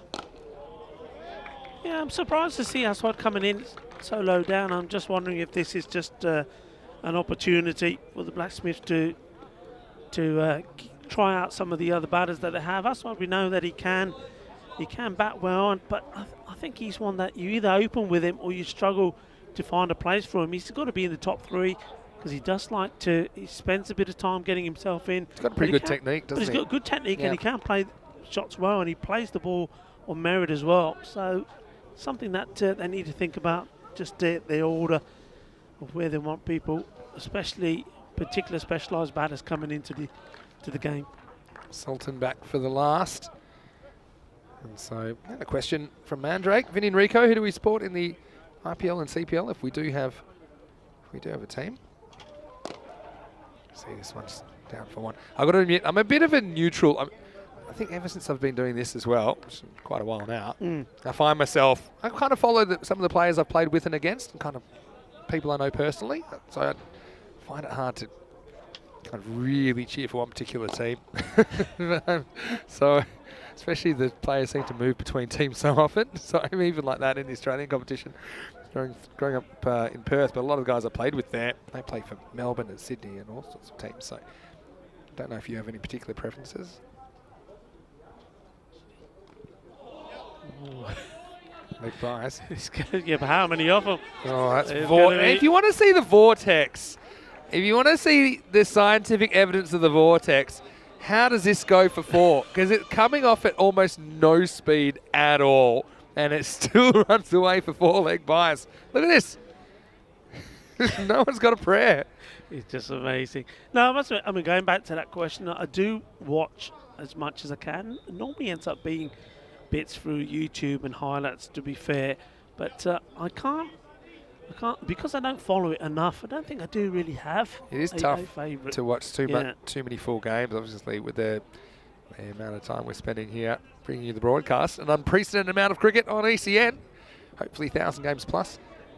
That last game today will be 100th game of ECS this year. More extras, I think. Well, they're going to take it on. Umpire not signalling initially, but now he will signal the wide. So I mean, all up, we're well over the 200 match mark on ECN already this year. Of course, not out of April yet. Here's the last ball of match 2. I think they will scramble through for 1. So in the end, Blacksmiths are competitive, but not quite good enough to chase down this target of 108. The final score in match 2 will be MU Sofia 107.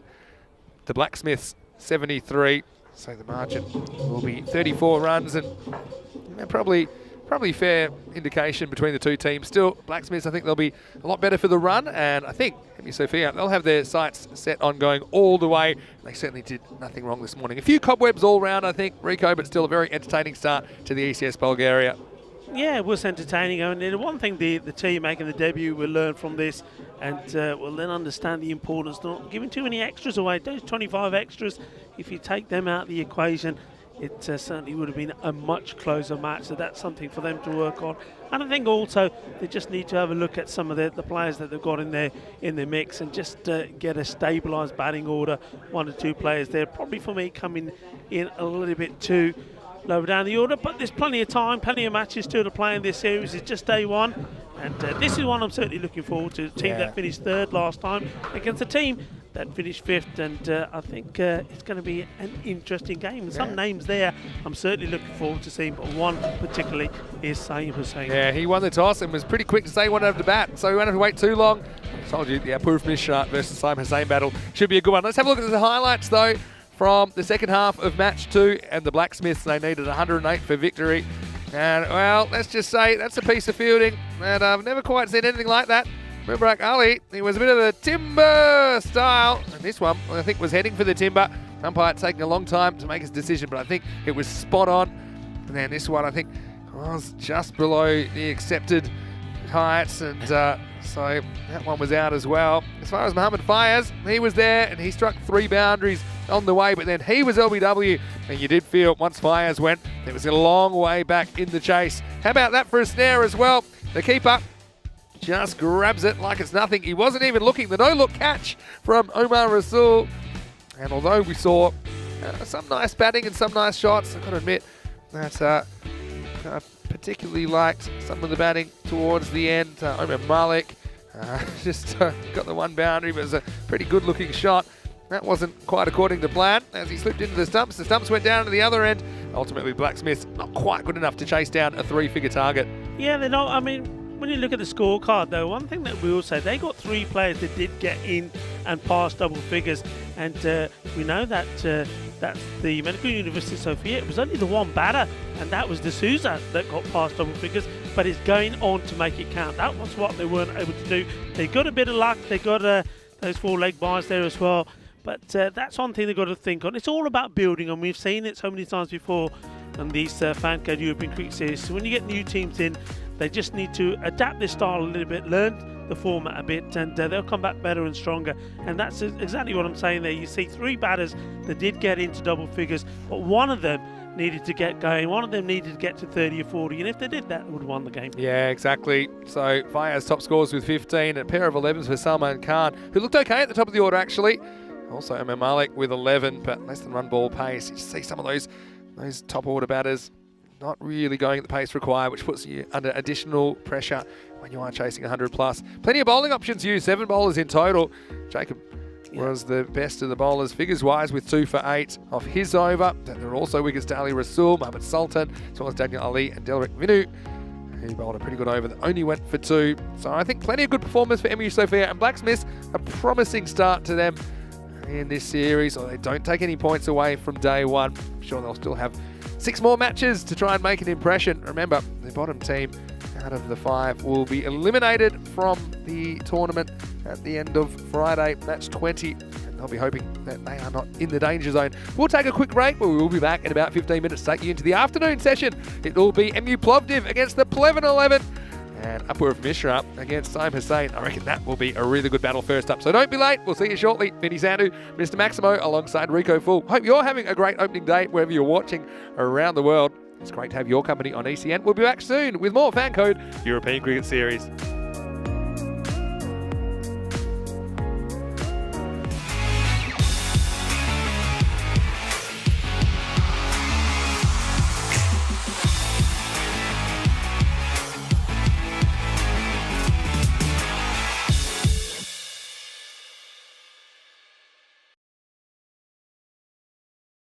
Hello and welcome back to Bulgaria. We're halfway through day 1 in this brand new FanCode European Cricket Series, and now it's time for the afternoon session, and it'll be a double-header between MU Plovdiv and MU Pleven. Great to see those 2 teams back in the ECS. Let's go over to Stefan Gooch, who's with the 2 captains, for the coin toss for match 3.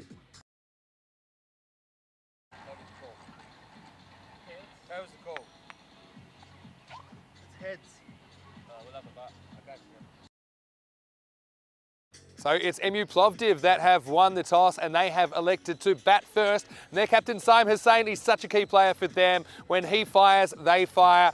And just had a tournament last time. He was a bit inconsistent. I think I'm expecting him to go big this week. He's a very, very talented batter, and we're likely to see him at the top of the order. But the Pleven 11, well, they didn't quite have the tournament they wanted last time. They didn't quite make the finals. Their captain, Akshay Harikumar, I'm sure he'll be keen to start on the right foot. And just watch out for one of their opening bowlers, Apurv Mishra. He certainly gets fired up, and he's troubled some of the best batsmen in Bulgaria. Let's see if he can fire up, and he'll get the chance to do his work straight away, because it is Plovdiv that have won the toss. They'll be batting first. Over to Rico Full as we get ready for the start of match 3. Hello everybody and welcome back. Of course, we are at this beautiful setup here at the National Sports Academy. This beautiful ground, and here for the FanCode European Cricket Series, where we have 5 teams, top teams, playing up against each other. We've seen the new debutants. Had a good start. We weren't able to pick up a victory here today, though. But no doubt that we're going to see plenty more of the Blacksmiths. These 2 teams, well, they've got better every time we've seen them. And Medical University of Plovdiv taking on Medical University of Pleven. Slight delay once again. We just had a few technical issues, and resolving them as we speak. And just having a look at those sides now. 1 or 2 of you already been talking in the chat about Saim Hussain. Everybody's saying watch out for him. He's a talented player, just to remind you, back in 2020 when the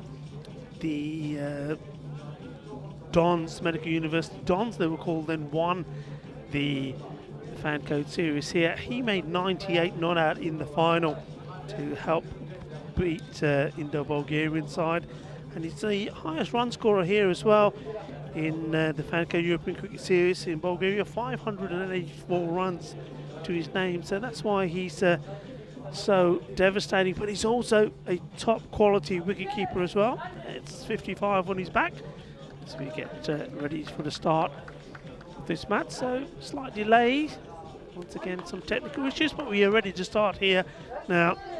So Simon Hussain is opening up, and he's up against Mishra, the bowler.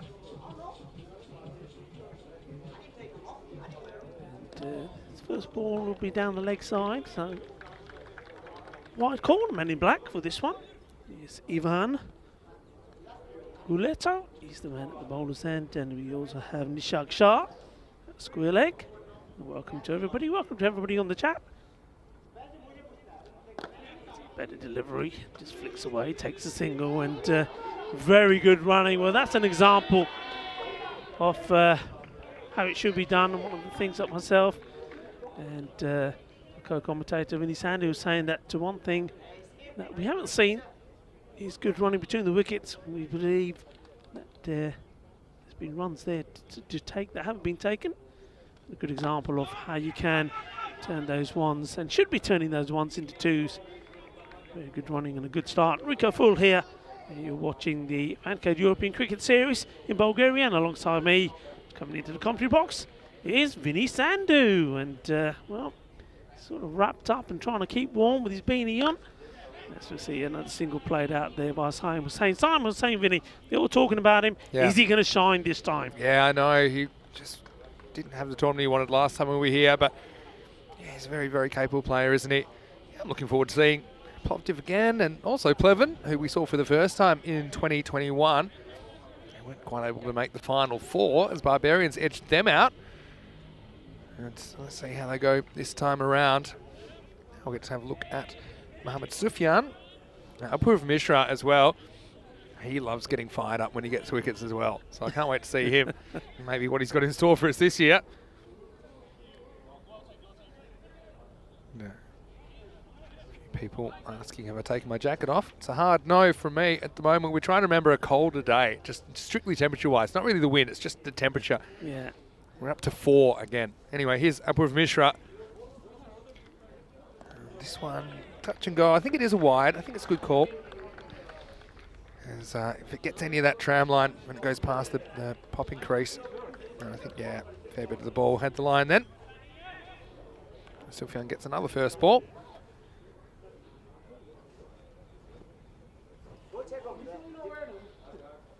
Oh, it's good delivery, isn't it? He's just able to bowl deliveries that can get good batters out. Mishra. Yeah, he gets the ball to cut away, doesn't he? So that's well bowled. And, yeah, going back to you talking about the temperatures, I don't think we've had a colder one. We were just talking about it over lunch just then. And that's well bowled by Mishra. Yeah, we had some snow this morning as well when I was doing the toss report before the opening match. A little bit of snow, not too much, just a light sprinkling. Not often I can say that we've had that in the FanCode European Cricket Series. Last ball the over, just pulled away for 1. So all things considered, not a bad over for Pleven first up as MU Plovdiv. They are 6 for no loss after 1. Yeah, that's fairly tidy. We'll settle for that. And I think Sufyan gets himself back on strike, take the single there. So Hussain will be at the non-strikers then. See some of the teams there, some players to watch out for. We've talked a lot about Simon Hussain. Partha Chaya, also a player to watch for the Plovdiv team. And Pleven, I mentioned Mishra, and also their captain Akshay Harikumar will also be pretty important for them. I think right now we're going to see Mukul Kadyan coming on to bowl. So, yeah, hello to everyone if you're just joining us. I see that Lily Panda's in there watching from New Zealand. Well, Lily, it's not snow next to the pitch, that's sawdust because we had just some slippery areas because of some overnight rain. So can't say there was that much snow. We weren't building any snowmen or anything like that. It was just a light sprinkling. Anyway, here we go with the second over. Sneaks down the leg side. It'll be called a wide. So got to get on target pretty quickly. I think the extras have been a factor so far this morning, haven't they, Rico? Because a few players, including the bowlers, just taking time to get into it. First day of a new season. Yeah, definitely. It's well bowled, and that's where you want to be. Yeah, I think the other thing is you talk about the extras. I think bowlers are having to adjust perhaps what would be their normal run-up. So just making those adjustments, just bowling from a few less steps, that also takes a bit of getting used to. So we've seen more extras than you would normally see, perhaps. Yeah, I think that's true. Another decent delivery, played away. Has to be a single. Yeah, so Pleven last time out, like I said, didn't make the top 4. They'll be hoping they can do it this time and perhaps go further. They did seem to have their moments where they seem to click as a unit.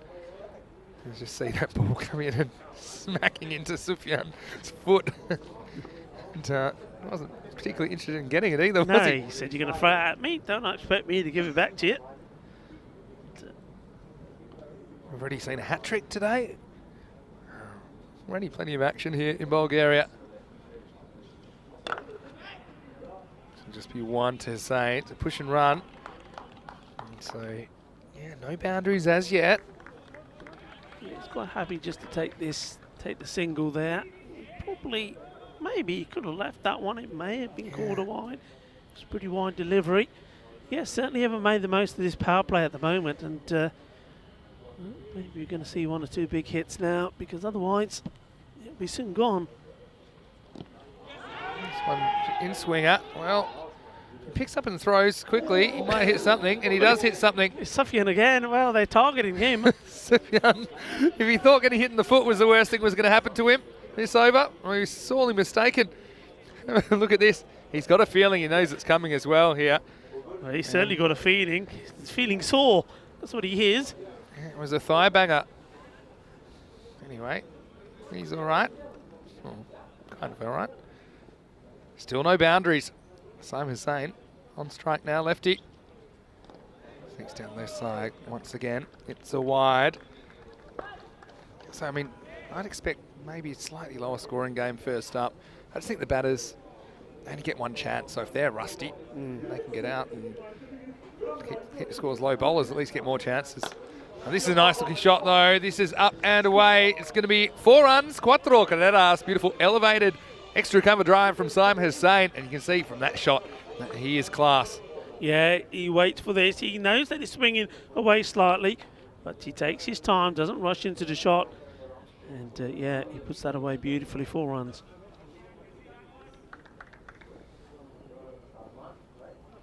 That's a nice looking stroke. Can he do it again? It's full toss this time with the stumps, works it away.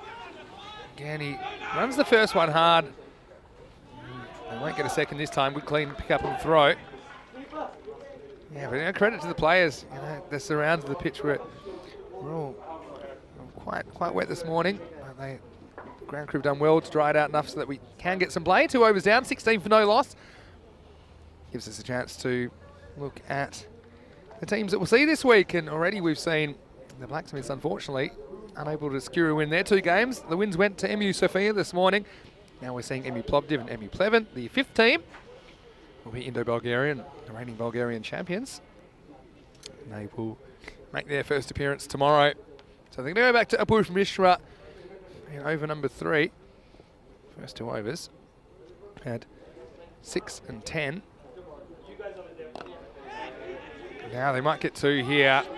Slowly, and I think they're going to take it on. That's really intelligent running. And, well, Sufyan almost gets hit a 3rd time. Well, they do say things come in 3s, Rico. And he does get back for a second safely. We're talking to 3s and needed 3 to back up the throw, but they do. Otherwise, well, they could have carried on running. Yeah, Hussain, he's a little bit tentative to try and force the issue on the onside at the moment. He's just trying to get his iron, I suppose. happy to give respect to a good ball as well and just keep it out. I think he knows the importance of him staying there and hopefully batting through most, if not all, of these 10 overs. Mishra, not very happy the way the ball's being lunged back at him at the moment. Seem to be finding it hard to him. Once again, you bowl well, he gives it respect. Yeah. So a couple of good deliveries. I think they probably also know Apurv Mishra. He's one of those bowlers that's capable of getting a top order to batter out. So just treating the ball on its merits at the moment. This is not a good one, and this is going to get past the keeper for 5. Now, I guess that's a reward for patience because he patted back the 2, and that were decent. And then the third one, just a little bit too leg side-ish. That one almost hits the helmet, which I'm not sure quite what it's doing there. It was 5. It could have been 6 if the wide had hit the helmet. Yeah, I mean, yeah, he's very disappointed with himself, Mishra, after a couple of good deliveries to bowl that one. And so happy just to push this and get 1. So look, despite not taking a bunch of risks, they're still going up at kind of 9 and over mark here. Yeah. With the scope to accelerate perhaps through the middle overs and towards the end. We've had this discussion before, haven't we, about the helmet? I mean, does it have to be behind the wicketkeeper, or can you put it anywhere? No, it is meant to be. Yeah, okay. It is meant to be there, in line with the stumps. So it can't be. So it can't be first slip. No, you can't use this as an extra fielder. Oh dear! What were we just talking about it being first slip? It could have taken a catch there. Oh well. Oh, bring that helmet a Maybe little bit they'll finer. move it now. Well, the batter's happy because if he hits the helmet, he doesn't get the runs. Sufyan will get the runs here. Oh, this one is between the keeper and the helmet. Probably a good sign it's not right behind the stumps. Anyway, it will be the first boundary for Sufyan. Last ball of the over coming up. And they decide against the run this time. So Mishra just made that 5 wide so costly. And there will be 12 off the over in the end. And at the end of the power play, Plovdiv are 28 for no loss. Yeah, it goes for 18 off its 2 overs. And those 5 wides, as you say, Vinny, that certainly wouldn't have helped. So, being that, I mean, it's you see there from in your screen, the power play, it's been a steady start, but without really pushing. They haven't really played any aggressive shots. It's just been that one nice shot from Simon Hussain down the ground to the boundary. But once again, a lot of it's been the extras, and we said that's going to be a telling point today. 10 extras in this total already of 28, so they're not doing themselves any favours here, Plovdiv. Darren Yadav is going to come on now. Over number 4. This is something we talked about last week, actually. In the Netherlands, the restrictions are done, so maybe umpires can start collecting caps again. I don't know if it's now regulations just yet. It's a similar situation here in Bulgaria, thankfully. But yeah, here is Yadav. He's going to start around the wicket. Hussain on 12. Looking composed so far. And he doesn't mind keeping out the good ball. That was a decent one first up from Yadav. Yeah, I think he's going to eat back to his own ability. I think he's already made up his mind that he wants to spend some time out there, get used to. Oh, he's hit this pretty hard. Back at bowler who's done well. Some of these top bowlers you just saw on your screen. This is based on the last couple of seasons. Maybe give it to you after this ball once again. And down leg side. And so you see a couple of the Indo-Bulgarian names in there. These are top 5 batters actually. Simon Hussain right up the top. And that's based on the couple of series. But still Aman Ali's there. I don't think we'll see him this week. There's this next one. It's not a good delivery. This time he will cash in. Gets 4 down the leg side. And Yadav just erring in line. He pays the penalty. And Simon saying once again, it's a kind of reward for being patient. I think he feels he's going to get 1 or 2 balls he can target and over. That certainly was one of them. Yeah, it was a gunny ball, and we were looking at those top run scorers here in Bulgaria. Well, that takes him up to past the 600 mark. It's a good achievement, isn't it? This one down leg side, we'll call it a wide. Lucky to get away with that one as well. Just has to find outside the off stump, I think. That's the key here. If you're unsure, you'd rather miss too far right, I think. This one closer, but not quite close enough. It'll be another wide. Free runs for Plovdiv. Yeah, they're just giving too many extras away here. They know that Simon Hussain, he's not going to take any risks. So if you bowl a good ball to him, he will play it on merit. Well, this one he had to dig out. It stayed low, and he's going to get back for 2 as well. And that's well, that's what you get for running the first one hard. Put the pressure on the fielder. And it allows him to kind of control the strike as well by getting back there. He has been hitting the ball the better of the 2 openers so far. For all his sins, has only conceded 8. Make that 9. Make that 10. Still going to have 1 more ball to go. Just has to sort this out. He'll be bowling to Sufyan now. So maybe the right hander will suit him a bit more. If this goes down the leg side, I don't know what to tell you. Well, change of angle. I honestly probably would have stayed behind the wicket. Just the trying to line all the that same was ball. bowling, yeah. Anyway, that's a decent one to finish the over. So it goes for 10 in the end. 4 overs down. Plovdiv are 38 without loss. Let's see what the supercomputer was predicting here. It was predicting Plovdiv 114 to Pleven 92. You can see that Pleven did not finish well last time with 5 losses in a row. I'll be hoping to stop that slide. And Plovdiv mentioned they finished 3rd in last year's series. And see, both these teams, particularly last year, just not scoring as many runs as we might have thought, given the conditions. Plovdiv, average runs for 96 and Pleven 85. An indication that they haven't really found their touch with the bat. Let's see what it's like this time around.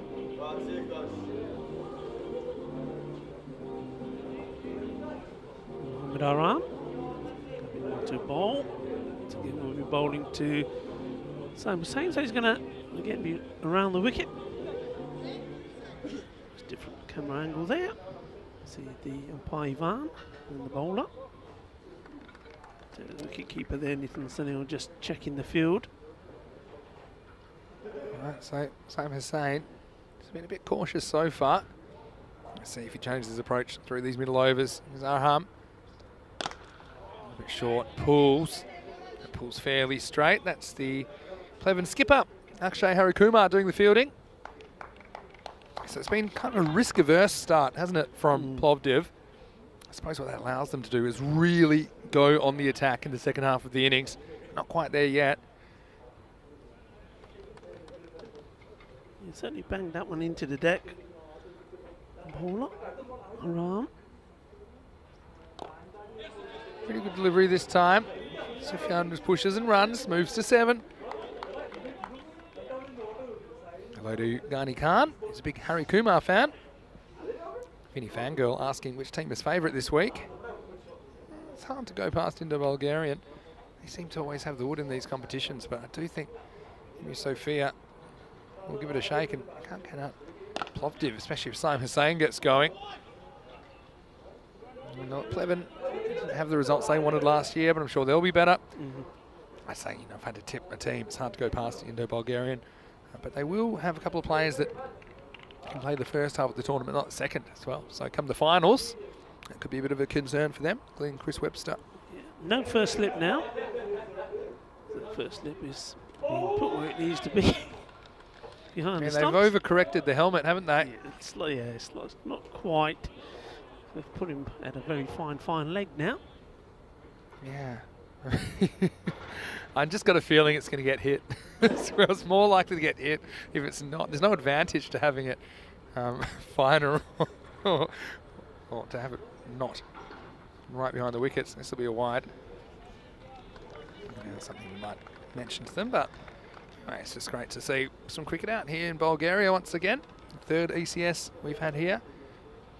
Every time it's getting a bit better and better as far as the organisation and the enthusiasm around the series. That one's just okay. Yeah, just keeps that in. Yeah, I mean, they've got a great setup here, though. And the Federation, Andrew Lilov, who it's nice to see him around the ground at the beginning of this game. The chairman and the vice president Prakash Mishra, also the captain of Indo-Bulgaria, who worked so well together. Goes after this, and it's going to fall safely. We think a 2 here. They decide against it. That will be the end of the over. In fact, the score is 43 for no loss. So no wickets, but certainly Plovdiv not really putting the afterburners on so far. But now they've got the second half. They can, I think, throw a bit more caution to the wind. Well, Danish wants me to tell Sufyan that he's a big fan. Oh, I'm probably sure to pass that on. At the moment, we haven't quite seen the full range of strokes from Mohammad Sufyan. He's 8 in the first half. Same as saying 20. 14 wides. That's going to be a concern. Okay, sure. There went 14 wide balls, but 14 runs in wides. Take those off. They're not quite run a ball pace, so they do make a difference. Here's the captain, Akshay Harikumar, to bowl over number 6. And speaking of wides, that is a proper wide. And they'll get an extra as well. So yeah, the bowlers, a bit like the batters, probably a bit rusty on the off season. Nah, it's just a little outside. Yeah, it's a real news now that when you know that these players are out there for the very first time. So what that also tells you is that it will get better and better as well. Kumar. So he lost that one a long way left. Now he's over the wicket, so maybe a slightly different angle. He just has to be careful. I don't think Hussain will be having any mercy on those short ones down leg side. This one's better directed.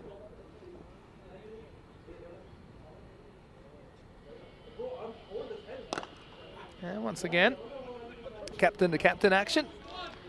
Simon Hussain works it down the ground for 1. Yeah, that is sawdust down that end of the pitch. It's quite slippery when the covers came off this morning. Bit of water residually had gotten to those areas, so all the players have to be a bit careful around those areas, but still absolutely fine for play. Kumar, good comeback after that first wide, but it was to the right-hander that he bowled that. Let's just say if there was such a thing as a double wide, I think that would have been it. This one sneaks in. Yeah, he's opting to come round the wicket to the right-hander and goes over the wicket to the lefty, which is not something you see that often. Yeah, I mean, I think he's just trying to sneak it inside. It's kind of artificially creating the angle a left armour would have. And that comes over the wicket, and just kind of that's one of the reasons for it. So if you're just struggling here, let's get some bat on this, and he will get a boundary. So yeah, it's just an elegant little leg glance. Harikumar got a little bit too straight that time, and he pays the penalty. 4 runs. Yeah, nicely played, and that's the danger, though, isn't it, Vinny? When you're bowling around the wicket, it's the right-hander, and that's what you always got the danger of that. You get it wrong, and it's right in the slot to be put away with that without too much effort. Yeah, exactly. So last ball the over. It's only gone for 7 though. This one gets hit pretty well, and I think this will be 4 more. So Sufyan timing this up. He's awoken from his slumber. Back-to-back boundaries. He moves to 16, doubling his score in just 2 balls. And that is the end of the 6th. And the 50 partnership comes up with that stroke as well. The previous shot, and with that one, it becomes 54 for no loss. As we head into the 7th over, looking at the bowling figures, quite a few have done good holding jobs. And no one's really gone for heaps. So despite not taking a wicket, I'd say Pleven's still very much in this match. Yeah, I think that was the first over really that Plovdiv sort of pushed the accelerator slightly. 7th overtime. And they're going to go back to Tarun Yadav. So 4 overs to go. I suppose from here, if you can get 2 a ball, probably a good target. Takes you to 102. Goes for this, leg side. Found the fielder though, but he's not able to do too much about it. It'll be 4. That was Jishnu Sivakumar, who was always on the move here. He never really gets set. Looks not an easy catch in these conditions. You see, he's always got the little steps going. The man behind him had a bit more luck handling that. 4 runs to Simon Saint. Yeah, they're the opportunities you've got to take. And now no one's catching this because that's going to go the journey. And bang! Off the light post. No, he's called that. No, look, sure, that's got to be 6, right? That's gone beyond the boundary. Yeah, because it's hit the light power. No, that's got to be 6, right? It's No, got no, over. no. No. It hits the cable. Did it hit the cable hits first? the cable before it goes. Now, that's so unfortunate. It actually hits the cable before the ball has gone past the Did it boundary. really? I just saw it crashed into the tower. It was still on the way up when it hit. He's absolutely smashed this. Have a look. Okay, give us a look. Hits the cable just there. Oh, it is. Wow, that's rough. That is rough. So dead ball. We told you. Dead ball for hitting the power lines. I just saw it hit the tower. Oh, good umpiring to spot that. Yeah, he won't get 6 for this. Goes out, long throw from down there, so they'll get back for 2. Wow, that's so unlucky. What I would say is this. I actually don't like the dead ball rule. I would play it as it lies. I don't like the dead ball rule at all because you're killing the player most of the But what if it hits the line and goes straight to a fielder's luck of the hands? draw. But what if it, listen. Yeah, go on. Wait for it. I'm waiting. Wait for this. Should be fielded. It is. Every reaction has an opposite. Every action has an equal and opposite reaction. So you're saying, what if a fielder's under it? So you're saying, what if it goes straight to a fielder? What if it is going straight to a fielder and it bounces away from a fielder? So I think the net result's 0. And a shot like that, I mean, that's super unfair. Yeah. That was going to be 6 for all money. And a lot of time it might just flick the cord and might not have too much of an impact. I'd like to see it just play it as it lies. Just my opinion. Yeah, I think that'd be entertaining. See what would happen. 2, and well, they could go for 3. He's thrown it behind him here, but luckily it doesn't go too far away from Mishra. Oh, this could have been a disaster. I was looking for the ball and I didn't find it, and this is why. Yeah, see, at least he kept his eye on it. I'll give him that much. Whoopsie. This is hit pretty well. This will take some stopping, you know. Oh, that's actually good fielding from Harry Kumar. And they will get back for 2, so that's good running once again. Bit of entertainment in this. Yeah, starting to press the accelerator slightly. Right on cue as well. They were a little bit behind where they wanted to be in the first 5, 43, but they've got the acceleration in here now. And looks like the umpire's just checking. Yeah, he's forgot about the dead ball I called, says Ivan. Still got one more to come, I think. So yeah, one more delivery to come. Sophia now into the 20s as well. Just overrun a ball. Oh, it's another hit me ball. It's short. And they do have Mishra guarding that long pocket. And now they are going to come back for 2. Well, that just shows you that is one of the longer boundaries on the ground out there, if not the longest. So Hussain gets back for 2. Still think he was robbed of a 6 that over. Anyway, Plovdiv, they are 67 for no loss after 7. Yadav finishes going 23 off his 2 overs. Coming up in September, well, it seems a long way away, but as we know, Rico, it comes around quicker than you realise. Yeah. The European Cricket Championship, which will involve 21 nations this time from all around the continent. England, they automatically qualify for Championship Week, which is week 5. Before that, we'll have 4 group weeks. Just the winners of those groups will join England in the finals. So I'm looking forward to seeing plenty of good high-quality cricket. We certainly saw that last year with the ECC. Yes. Can England defend their trophy, or will there be a new winner? Exciting to see Ireland in there now as well, and Scotland, of course. I mean, knowing what we know already about some of those teams and some of those players, that's going to be a mouth-watering event, Yeah, isn't it? good incentive for Bulgaria to keep climbing the rankings. Maybe we'd love to see a Bulgarian team in there at one point in the future. Okay, let's go to over number 8, and it's going to start with the boundary. So Hussain just throws the hands at this, and wasn't a bad length, but just gave him a bit of width. You see, plays that all the way along the carpet. 4 more runs. Yeah, nice shots. Just starting to open up. He's opening his shoulders up now, and he's starting to play some nice shots. Obviously, did have that luck, didn't he? The opportunity first real shot he played in aggression on the leg side, which should have been taken by the fielder, wasn't. And, well, then I suppose he was robbed of 6 runs as well, straight afterwards. The reason I thought it was still 6 is it actually ended up not just hitting the power lines, hit the power kind of, what do you call it, the power pole. Yeah. Right, so I thought that's what it hit, and that's already gone over the boundary by the time it hit that. But you're right, it did hit the lines on the way through. Ramesh Satheesan saying the same thing happened when he was batting there for Romania in a T20I. And he said he thought that was a bit unfair. I'm just putting a bit of feedback. Don't kill the play, keep the play alive. I'd love to see a fielder adjusting to take the catch off the power lines. I think that's brilliant if you can do that. Hit the ball in the air, you deserve what you get. That's what I was always told. So we're leg by on the leg side. So we've had our first, what's our power line count going to be by the end of the week? That's 1.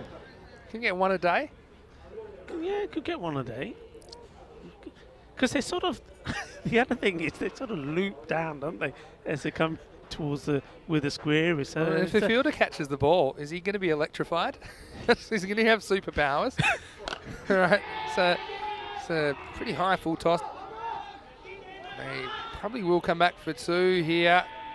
We'll get there in the end. I think the bowler gets away with this one if it's not called. Yeah, I mean, we'll have a look at it on the replay. Where is it when he hits it? Remember, it's waist high above now.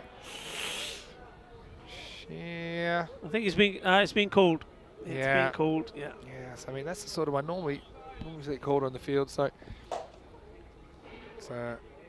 free hit coming up then. Doesn't really cash in. And it'll just be a single.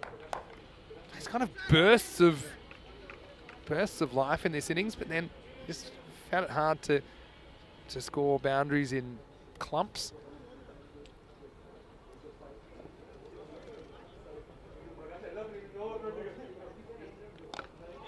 Hits this onto his pad, and they go through, and this is going to be an amazing run out behind the back. This is going to be gone, you know. Yeah, he goes behind the back, and I think you could see the LRS in play here. He's pumped, hitting Sunil. As already looks like the batter's walking. He knows the score. Let's have a look at this through a bit of trickery. He just blindly throws behind the back, and I'm sure that Saim Hussein's going to get run out here. See, it almost bowls him actually, and then it is that little behind the back. Yeah, he's a goner here, isn't he? If you look here, I mean, the bat's sort of still in the air. I think if he had dived in, if he slid in here, he maybe had an opportunity. But look, you see that shot tells it all. Good work there from our partner, Spring Productions.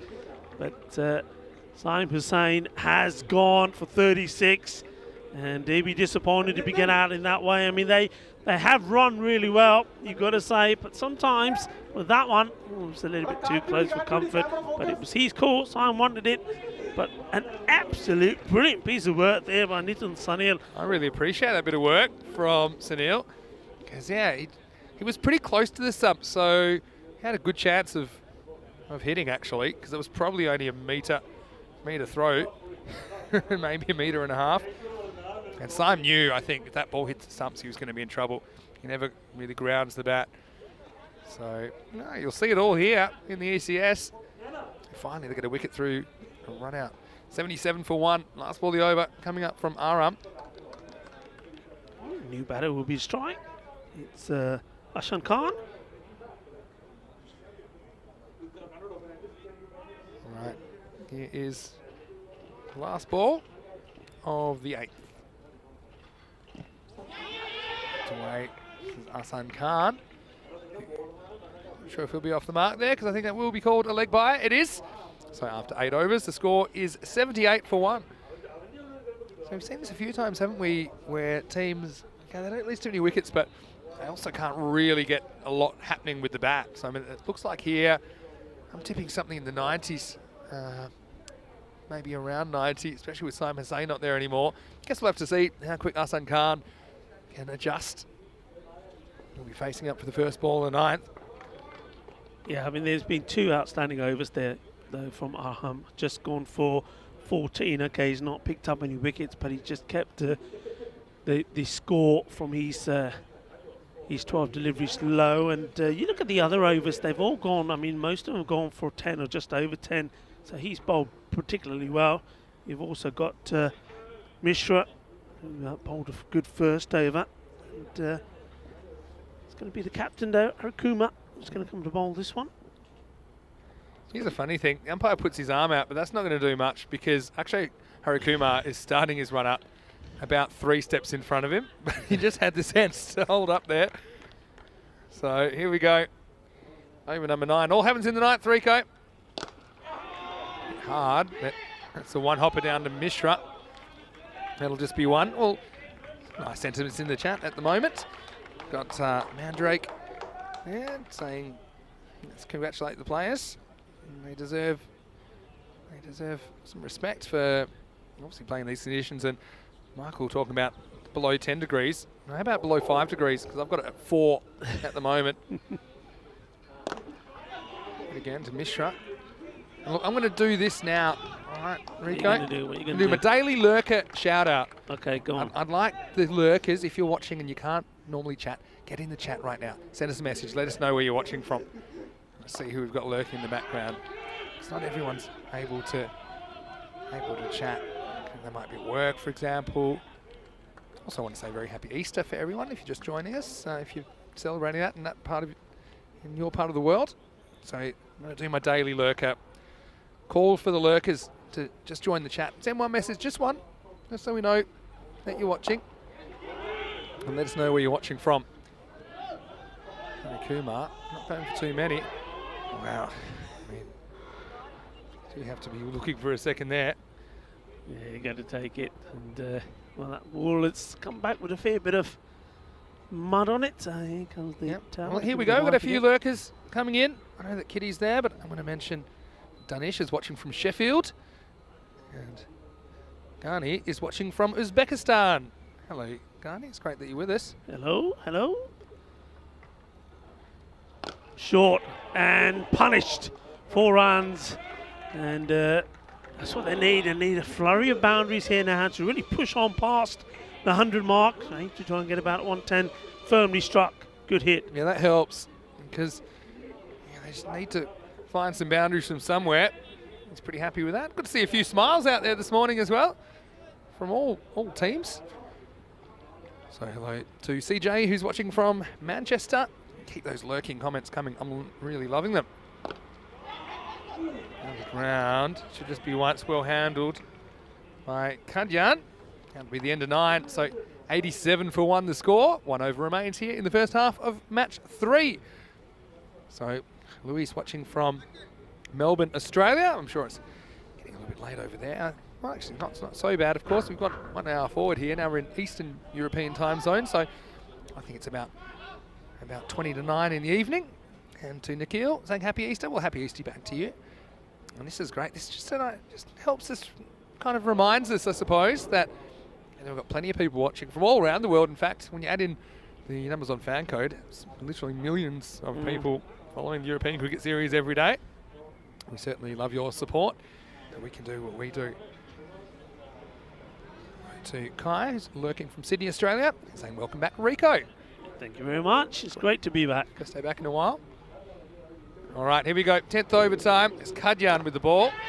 That's the one that's pitched up. That's a really good effort to get a hand on that. Keeps it to 1. That could have probably gone for 4 as well if we didn't get something on that. Yeah, does well. Takes space off it, but I still think you've got to be pushing for 2. Here's the final over. Yeah, true. Plenty of wickets in hand. Yeah, got plenty of wickets in hand. Pleven, be a test for their batting this one. We know they were just averaging mid-80s last year. Now they do want to. And well, this is why I think it makes sense to take on the 2, because it's not going to be an easy one to handle when it comes back, because it's 4 degrees. So I think it's not going to be an easy one as a bowler, for example, without the gloves, to take a throw like that and affect the run out. So if you're on strike, it's batted through the innings. It's 26, 27 after this. Mishra handles it cleanly. Yeah, good pick up there, and also attack the ball as well. He knows that the batters are eyeing up the second. Good bit of fielding. Yeah, this is nicely struck, and I think this will go to the longest boundary on the ground. It'll go for 4. So a handy little kicker. He's been all right since he's been out there. There, Arsan Khan. Yeah, he actually doesn't try to overhit that. Just good timing and pretty good cricket technique there for 4. Yeah, it's good technique. He's played some nice shots. The only thing what he could do, he doesn't elevate, does he? Hits the ball firmly, but he doesn't get the height on the ball. I think if he starts to elevate the ball, he'll be, well, instead of 4s, he'll be hitting a few 6s for sure. So 95, can they crack the ton here? 2 to come. Hits this hard as well. This will take some stopping. In fact, this will be 4 more. Well, back to back. That's an area they did protect earlier on, didn't they? Yeah. They haven't elected to have a deep cover now. There's just a man at point. Couldn't do anything about that. Once again, good placement and 4 more back-to-back boundaries. Takes them to 99. Yeah, it's got a fair bit of power, doesn't he, Ashton Khan? And gives it a good old thump. Plenty more questions. I'll try and answer them in the chat, maybe in the innings break.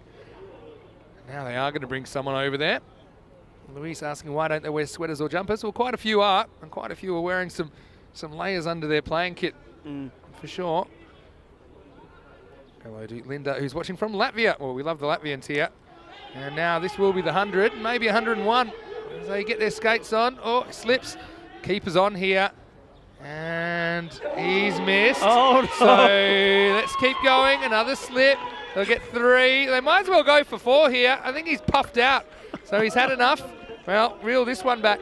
Well, I thought the vortex was going to swallow this one as well. That would have been interesting. That would have been a non-maximo 6 if it did go to the boundary. Well, I don't know where to start with this. Okay, so it's the last ball, so you know you might as well go, but watch the slip down the bottom of your screen here. He goes down, and then he says, well, I'm pretty sure I'm out here. Keeper misses from point-blank range. Remember, he's the same keeper that knocked one behind his back earlier, but when he's looking at them, he's no good. Then they get 3. 100% would have been going back for 4, but they will just do 3 and out. Well, not out, in fact, but 3 and out, meaning the end of the innings. They're going to finish 102 for 1. Just remember that. If it does come down to a run or 2 at the end of the game, it really should have been 1. Instead, it turns into a 3. And, well, highly entertaining stuff here from Bulgaria, as we got a chance to see Plovdiv for the first time with the bat, and Pleven were in the field, as early on it was Sufyan who was in the firing line, but Saim Hussain, he was quite patient through the first half of that innings, just setting something up. Plovdiv, in the end, they do get the 3 figures on the board. Yeah, they do, and it was a good partnership, wasn't it, between those 2 openers, the captain Saim Hussain and Mohammed Sufyan. 77 runs they put on together, and that was the one that, well, we were talking about the helmet being in the position of first slip, and it almost ended up taking the catch. Fortunately for the fielding side, it wasn't to touch the ball. But yeah, they batted well, and Hussain, you're just sure there what he is able to do when he gets into his flow. And this was the one, unfortunately, he didn't hit the power cables, and also the pole, and was called a dead ball. But he was smiling about it. But he wasn't happy that he was robbed off the 6 runs. And then this was a brilliant piece of work from the wicketkeeper, fantastic from Nitin Sunil, and gets the danger man out, and then things just slowed down a little bit, didn't they? Once again, that 110, 120, which looked on, sort of slipped away from them. But there was some good batting there from Ashtan Khan. I think he batted really well, and this was the moment where he probably should have been out, but he wasn't, because the man who did the marvellous bit of wicket keeping and run outs when he wasn't watching, as we mentioned earlier, when he was watching the stumps, he missed them, so they gives away an extra run. How important could that run be? We don't know. How important could the other run be, which they didn't maybe go for? But 102 for 1.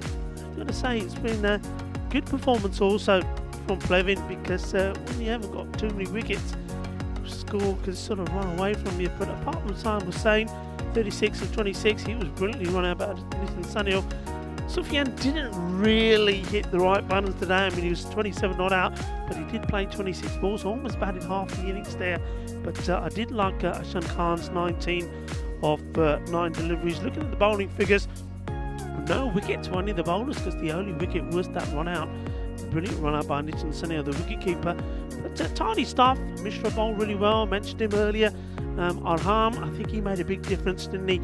Coming on to bowl, he just kept it nice and tight. Didn't pick up a wicket, but just 14 runs. tidy work. I mean, Kazan and Yadav, they were perhaps a little bit expensive. But once again, the key thing for me is, again, those extras. Just giving away too many extras. I mean, 20 extras in that match. So all of a sudden, instead of 100, you're looking at 80 on the board. So that certainly could be something that comes back and bites them. Well, come back for this match number 3 here at the Vasco Levasky National Sports Academy. This is, you're watching the FanCode European Cricket Series. We are in Bulgaria, in Sofia. And well, join me, Rico Full and Mr. Maximo Minisandu, as we come back for the conclusion of this match. It's the first of 2 between these two sides. So Plovdiv, they put 102 on the board. Plevin, they need 103 for victory. Who's going to win this first match? The first of 2 between these two sides. Join me and Maxi back in about 10 minutes time.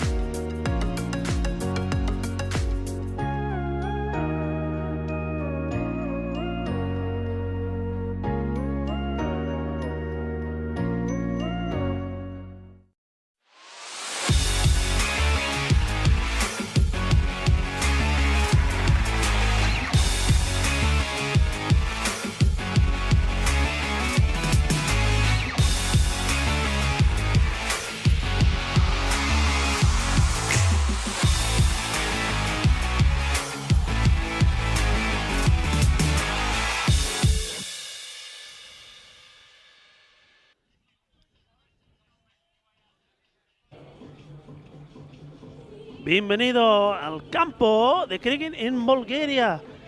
Y otra vez, hola, 3 veces aquí en Bulgaria, Sofía. Y es un partido de Plovdiv y Plevin, two university sides doing battle against each other. And, well, it's been a Plovdiv who've put the runs on the board, got past the 100 mark, 102 they posted. And, Plevin, if they're to, well, they're on a bit of a bad run at the moment. They're losing the last 5 matches. They need to go back to winning ways. Can they do it here? Well, they've got to do it against the hard way. They've got to get over 100 runs on the board. And didn't help their cause by giving those 20 extras away, did they? And other than that, they were pretty tidy out there. I mean, if it weren't for that, it would have been a score around about 80, which I think they would have fancied themselves getting. But they've got to be at their best out there. Opening up for them, it's going to be Mukhalkaryan, and he's going to be supported by Nitin Sanil. So there's your 2 openers. And well, the conditions now, well, they are cold. I mean, it is cold, so we keep saying about the temperatures, around 4 degrees still. But fortunately, there's very little wind. I mean, so we don't have that the chill factor that we could have if the wind was blowing strong.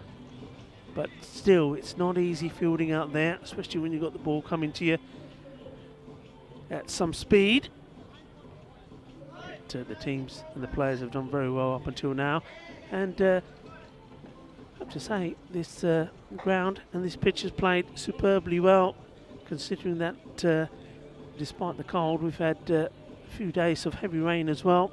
A little bit of rain, snow and sleet this morning, but it's played remarkably well as we get ready to see the final innings of this match, number 3, between these 2 university sides. So Medical University of Plovdiv, just to remind you, posted 102, so 103 required for the Medical University of Plevin. And it is going to be Karyan who is on strike. And the first over will be bowled by Shankan. Certainly enjoyed watching him bat, hit the ball very well. Made a good not out. And here we go. First ball of the reply. And it's a good one. Pitched right up there. Taking just a little bit of in swing as well. Just defensively played away.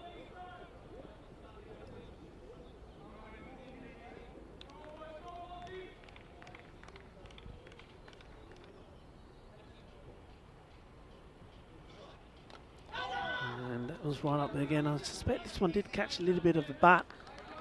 Certainly no signal as yet from the umpire. Yeah, I thought I did hear a bat on the ball. So one of the 2 men outside the 30-yard circle, the man at fine leg, makes the stop. And interestingly enough, the second player outside is that extra cover, which is something you don't often see.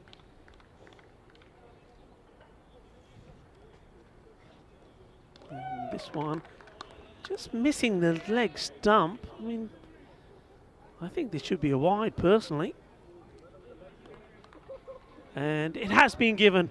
And the umpire Ivan probably just needed a little word in his ear from somebody. You see, I know it's harsh for a bowler, but it goes past that leg stick. Doesn't matter how much by. It's a wide. Nice looking shot down the ground, and it's well stopped. Lost his footing, the fielder.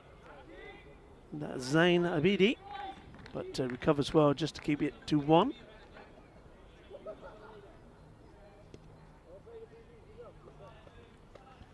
One thing that we notice is every time we come to Bulgaria, there's another one of these magnificent apartment buildings completed.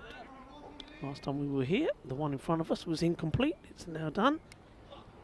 Oh, this is going to be pretty close. The question is, was it hitting or was it missing? It was drifting down towards the leg. So where was it on impact? Let's have a look. He does get a bit of movement into the air. You see, I think that's a good decision. That's a very good call there by the umpire.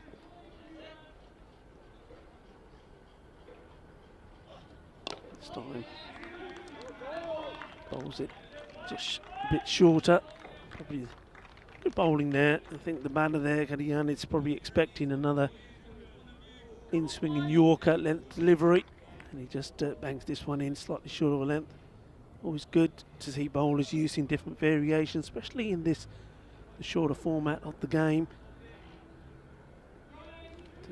Quite often you always hear coaches talking to the bowlers saying variation, variation, what variation, the slower ball. The quicker one, this one is one that the coach won't be happy with. He went back to his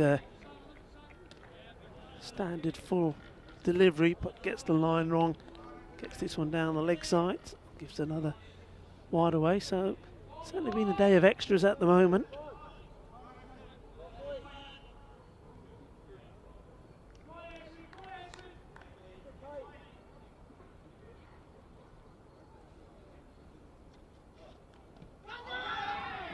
Once again going down the leg side, but the batters will come through and take the leg by. Nice to see Liam Day and Lily Panda in the chat, and everybody else there. And good morning also, or good afternoon I should say, to Conrad Greenshields. And I think you've just been a bit cheeky saying good to hear Rico and not Corey. Yeah, Conrad, you certainly know how to use that wooden spoon, don't you? Stirring it and stirring it well. But yeah, nice to see Conrad there. And what a good tournament, Conrad, you had as well in Portugal. Made some fine performances with bat and with ball. And also, no surprise that you were the MVP as well. So congratulations to you. And I'm sure you can't wait to be back on the big scene again. And it'd be interesting to have your thoughts, Conrad, on the ECC. If memory serves me right, Portugal are in the same group as Spain this time. And I suspect that this time round you'll be also eligible to play. So, yeah, that'll be interesting. Rico Full here. And joined by Mr. Maximo as we see this one. Short ball. Probably should have been punished with the field as it is. Nobody down on the leg side, and just gets a single. Yeah, so all batters, pretty much all, have looked a little bit rusty today. You expect that on a new season. Saw it in Portugal as well. Hello to you, Conrad. Hope you're well. Missing you, of course. Conrad was an interested observer during the Dutch tournament last week as well, having played some cricket there, and I think you're spot on. You should be eligible to play for Portugal come September. Well, this is a straight pull, and it's just going to get away from the fielder. And in the end, I think this is fine, you know. Yeah, that's okay. He's done very well. Certainly, it was an interesting one. Umpires will check this, but I think if we slow this down about here, you'll see. Oh. Yeah, it just flicks it back. I think that's a good stop. And the key thing is one a little bit before. There we go. It's great camera work. See, if there's doubt, it goes to the fielder. So I think that's going to be all right. It was very close. Anyway. Mohamed Uzair. It's another length ball. Yeah, this is where the rubber hits the road for Pleven. They kind of averaged in the mid-80s last year. So, yeah, I think 100-plus scores. And there was once upon a time here in 2020 where that certainly wouldn't be enough. But this last couple of years, I think it's also to do with a slight lack of batting depth in some of the teams. I think the bowling stocks are a bit stronger than the batting stocks here in Bulgaria. A lot of the time anyway. It's a nice bit of fielding. Goes down and blocks that. Just be the one. Yeah, so if anyone is wondering what the temperature is, I know we're on temperature watch. That should be on the screen the whole time, I think, actually, with a score. It's 4 degrees currently. If you have just joined us, it was 2 at the start of the day. And we actually had snow, which held us up this morning a little bit. Amongst other things. This is a wide outside the off stump. So yeah, not enough snow to build a snowman, but just a non-zero amount of snow today in Bulgaria. Maybe we should forget the temperature thing. Maybe we should have a picture of you. The more, you know, we see this ball first, we'll go back to get another wide. Yeah, you know, like you see on menus these days, if the food is hot, there's more chilies on. I think we should have, with it, depending on the temperature, a picture of you with how many jackets and hoodies and things you've got on, you know. I got a few. Yeah, got the beanie back on now. Feeling I actually don't feel that cold, but I am wearing a lot of layers. I think I'm feeling cold because I'm looking at you. I think if I'm looking at you wearing all those Just remember, thermals. originally, I come from a land down under. You grew up in London and I know a song like handle that. this kind of thing. I know a song like that. Yeah, there is a song called that. There is. It's probably just ruined our copyright to this podcast by saying that. Here's his last volley over. Oh, it's punished. It was a gunny ball, and this time he gives it the full flow of the bat, and he pulls this away for a big 6. This is a nice shot, and well, that's the way to do it. Shaka time. Thank you very much. Yeah, it's good batting. Need some more of that if they're going to get to this total. Also, it's the end of the over, so 17 for no loss. Well, I woke a nightmare. I know that you're in the US. I'll tell you that in Fahrenheit, I'm going to have a stab and say it's about 40 degrees Fahrenheit right now. So, yeah, pretty chilly. You see the ladder. Both these teams, this is their first match. The team we won't see today is Indo-Bulgarian, the defending champions, and also ECL representatives of Bulgaria. We'll see them for the first time tomorrow. Yeah, looking forward to that as well. And they're well led, of course, by Prakash Mishra. Not just a very good captain, but somebody who's done a lot of good and hard work here in Bulgaria for cricket in general. It's always a pleasure to see him here and have a chat with him and to hear about all of the different schemes and programs they've got running to promote cricket further. Start off the third over now. It's going to be Asham Khan. Bowled himself out. And oh, the batter's gone down, but he recovers. Now he's sent back, and once again, you'll see another slide and turn and end up on your back. And yeah, I think that's a good call. Just missing leg stick, and there he goes here. But the slide actually helps. Recovers. I'm going to tell you something in a minute.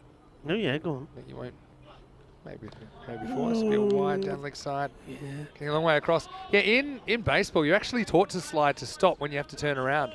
So if you run through a base and then you get sent back, rather than turn around, it's quicker to kind of slide and stop yourself and then turn around. I'm not saying that's what he was doing there, but that's what it reminded me of. He actually stopped him pretty quick so he could get back.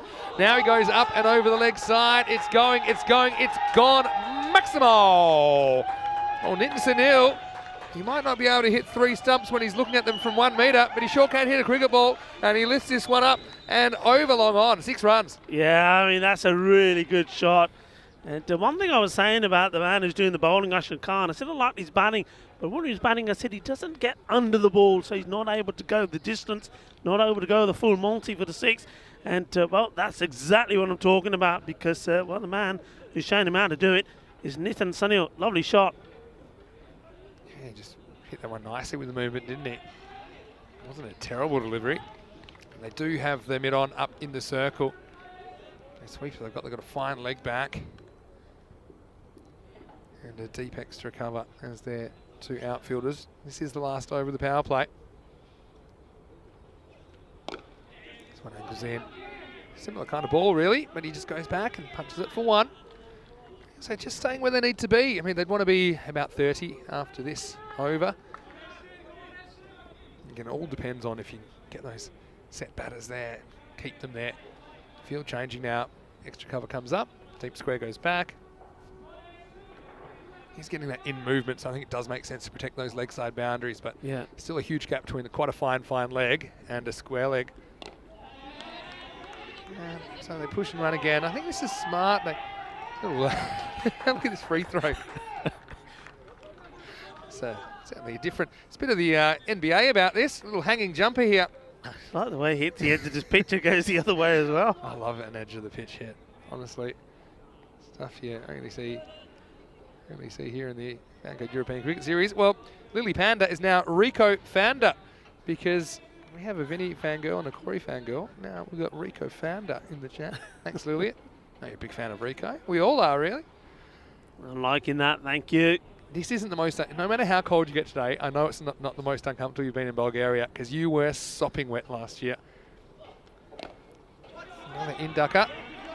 Cut off in the infield, but they do get a single. But a cold shower on a hot day is fine. You were an absolute mess. I might actually try and dig up that photo once my hands unfreeze and put it up, because you were a saturated solution that day when you got caught in the rain. Yeah, Serves you right for saying that you think it'll blow over. that's right. You Yeah, found out I've the never hard said way. that before.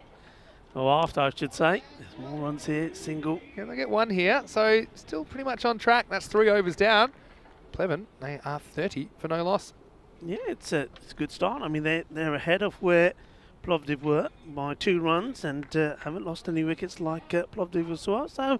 So far, this is turning out to be an interesting battle between these two teams. Yeah, it sure is. 10 wickets in hand. We've only actually seen 1 wicket in the whole match so far, and that was a run out. So with 13 overs in, the bowlers haven't taken a wicket yet. I want to say that... I got Abidi to my left here. I'm going to ask Abidi, is this the coldest you've ever played in? He's saying no, you played in colder than this? No, this is the coldest. He can't he's even saying, process your question. he's saying it's the coldest. He's got brain freeze. His teeth are shivering. He's rubbing his hands. Awoken Nightmare is saying, are the players allowed to use hand warmers? Yeah, they can. I mean, in pockets if they have them, and they're pretty useful, the hand warmers. Problem is there never seem to be enough of them going around, so you can use them. You obviously can't field in gloves unless you're the wicket keeper. Okay, 4th overtime. Here's Faizan Rahman. Attempts to pull, but not able to get too much on it. That was one of the questions. And, nice to see Suleiman Ali in the chat as well. Hello, Sully. Hope you're well. Missing you here, of course. And just swings away a little bit too much to be called a wide. We've seen a fair bit of swing today, though. So, Suleiman Ali saying, can everyone ask Saim Hussain to put me back in the team? Well, I'm sure he'd love to have you.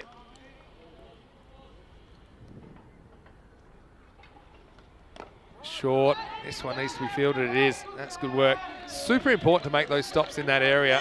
You've seen how fast that area of the ground is. Conrad saying that need some diesel to warm the soul. That was a particular delicacy from Portugal. Push them right back onto his stumps. Kajan gets one here. Yeah, it's a bit dangerous though if you have too much of it. I know that much. I think it's one thing that we can't feel our hands anyway, but if you have too much diesel, you can't feel anything. Anyway, back to Rahman. Another push and run. So what they're doing pretty well here is if they're not getting a big shot, if they're not getting a boundary, then at least they're getting something off the ball. 11 and over required. So it's just crept up a little bit. And it's on the back of this. Pretty good over so far by Rahman. Another good over. Not good ball, I should say. It's pitched up and in the block hole. Oh, thinking of 2. Oh, they're stranded. Both batters got... Well, I've never seen that before. Both batters turned to go for the second and both went and lost their footing. And, well, this is a direct hit. It would have been out. Have a look at this. There's the one. Should we take 2? I'm going to say no. It was one slip, then the other. Back to live action. Synchronised sliding there. They hit and run. And they're going to throw really slowly, but the guy's running slower, but he gets there. And that's the main thing. And so Sunil will retain the strike. Oh, I gotta love the FanCode European Cricket Series. 4 overs down. The score is 35 for none. And that rate just going up a little bit. Vinny Sander here, Mr. Maximo. Alongside me is Rico Fool, and that's just my lips going. And currently 4 degrees. And I still think that the players are playing pretty well considering that. What do you think? I think they're playing really, really well considering that. I think Abidi to our left here. I'm just waiting for the ball to go east way because I'm going to do a little Corey. I'm going to go a little... What's he going to do here? I'm going to some of this. Yeah, there you go. Anyway, credit to you. You're looking great today, by the way. You're not wicket keeping now. You used to wicket keep when I could wicket keep with my eyes closed. I don't think I can. Had your commentate eyes with my closed? eyes closed. Right, let's go back to Karthik Srikumar. Still rain, hail, shine, snow, hot, cold. We want to bring you as much cricket as we can here on the European Cricket Network. Look, we're saying this is the coldest that we've sort of been at a cricket match at for the ECN. What about? Let's ask our viewers or our chatters, as that one was short and well, it should have gone the distance. In the end, it just ends up plugging And the batters do come for 2. That one really should have been dispatched. But so, come on, what's the coldest? No, we're not talking about cricket on ice here. Cricket on ice. I We're mean, not that's a talking about fair cricket on answer. ice. What's the coldest temperatures been that you've played cricket? So let us know on the chat. Interesting to see. The So funny here, thing is if he was saying it started at what? 2? 3 2 degrees? 2 So, degrees. 2 today. So 2 degrees there. That's what you got to beat. Come on. It's Ice gotta be cricket. cold. Ice cricket is worth a mention. It was -8 when I played ice cricket, but again, the fielders were allowed to wear gloves and stuff in that. Hit hard, hit straight, and Abidi, the man I was talking about, oh! He takes the catch. Well, there you go. Well, I was saying I want to see one come his way to see if he takes it, and he does. Good catch taken there at long off. So he may be cold, he was shivering, his teeth were shivering, but he kept his hands warm, and he takes the catch. Yeah, targeting the short boundary. Abidi was in the way. Well, they say have soft hands. Easy to say when they're not frozen solid, which is pretty much what Abidi's hands will be feeling like, but he holds on to an absolute stinger. Thought he ran under it for a second as well. That's Sunil, who did contribute a maximo to the total, but he ends up holding out for 16. And that's the first wicket to a bowler in the entire match, you know. BTU Medical University Pleven are 37 for 1 in the 5th over. Yeah, good catch, and a good time to take a wicket just when you thought that maybe Pleven were thinking that they're going to get this one under their belt. They lose that wicket, and look, that's the first wicket in this match that has been taken by a bowler. That's exactly right. So Helix is wondering if we've got the ice cube going. Yes, we are in the ice cube today. The ice cube. Legit, The ice cube is definitely. feeling right at home here. Anyway, well done to Sri Kumar, who gets a wicket. Now, next one beats the bat. This is Akshay Harikumar that's out there now. See if he can move the game forward. They've just fallen behind where they need to be here. They want to be about 50 after the 5 over mark. It doesn't look like there'll be that many. So yeah, making life a little bit tough for themselves, but thank you for everyone for your comments. Mandrake saying, who's that strange guy with Rico? Well, I've got no idea. And someone was asking about catches in Sweden, about cricket matches in Sweden. Yeah, we'll be there in May. We have 2 weeks in the south in Landskrona. Formerly, we called that series Malmö, but it's a bit out of Malmö, so it's called Landskrona this year. And then also have 2 weeks in Stockholm, in the nation's capital. So looking forward to that. So, ready to go again. Oh, this is good keeping up to the stumps this time. Harry Kumar, strike 2 for him. I just love it though, because you're going to get all sorts of conditions watching the players adapt. Obviously they want to be out there as much as possible. It's a battle of the Kumars here. Harry Kumar, Siri Kumar. Get some bat on it this time. And we'll just concede the 1. Harry Kumar off the mark. Yeah, I think Ayush Pandey is talking about ECS Croatia, the Arctic breeze. Yeah, that was freezing actually, but that was a lot to do with the wind. The wind factor really chilling it. Today is just a genuine, almost windless day. It's freezing, but that's all part of the story. So Sri Kumar gets the ball to skid in, doesn't he? Doesn't you think it's going to bounce more than it does, but it sort of zips through. So it's not going to be easy to attack him when he's getting the ball straight. yeah, not getting a lot of bounce. Goes after this offside though, and this is a nice shot. It'll be a boundary. Cuatro Carreras, as he just timed this one nicely, waited for it to come to him. He doesn't rush at this. That's what makes this shot. See, and then he deliberately goes up and over the infield, and once he does that, it was always running away for 4. Yeah, intelligent shot. He got the width that he wanted, waited for it, gets right under it, and he knows if he clears the infield, it's going to be a boundary, and he does just that. But, just keeping this alive, just keeping an eye on that rate. I mean, it's not got away from them yet. I mean, it's just over the 12 mark, but they won't really want to see it go too much higher than that. We haven't seen too many overs that have gone for over 12, but certainly what Plovdiv will be thinking here is to get one good over in where you only go for 4 or 5, and then that puts them right back in the driving seat. Yeah. Yes, they just need something that they need that big over. the last 2 overs just going for 5 and 7. So even with that boundary, run ball pace isn't going to cut it at the moment. So going back to Rahman, who didn't concede a boundary in his first over. About to get a little bit inventive here.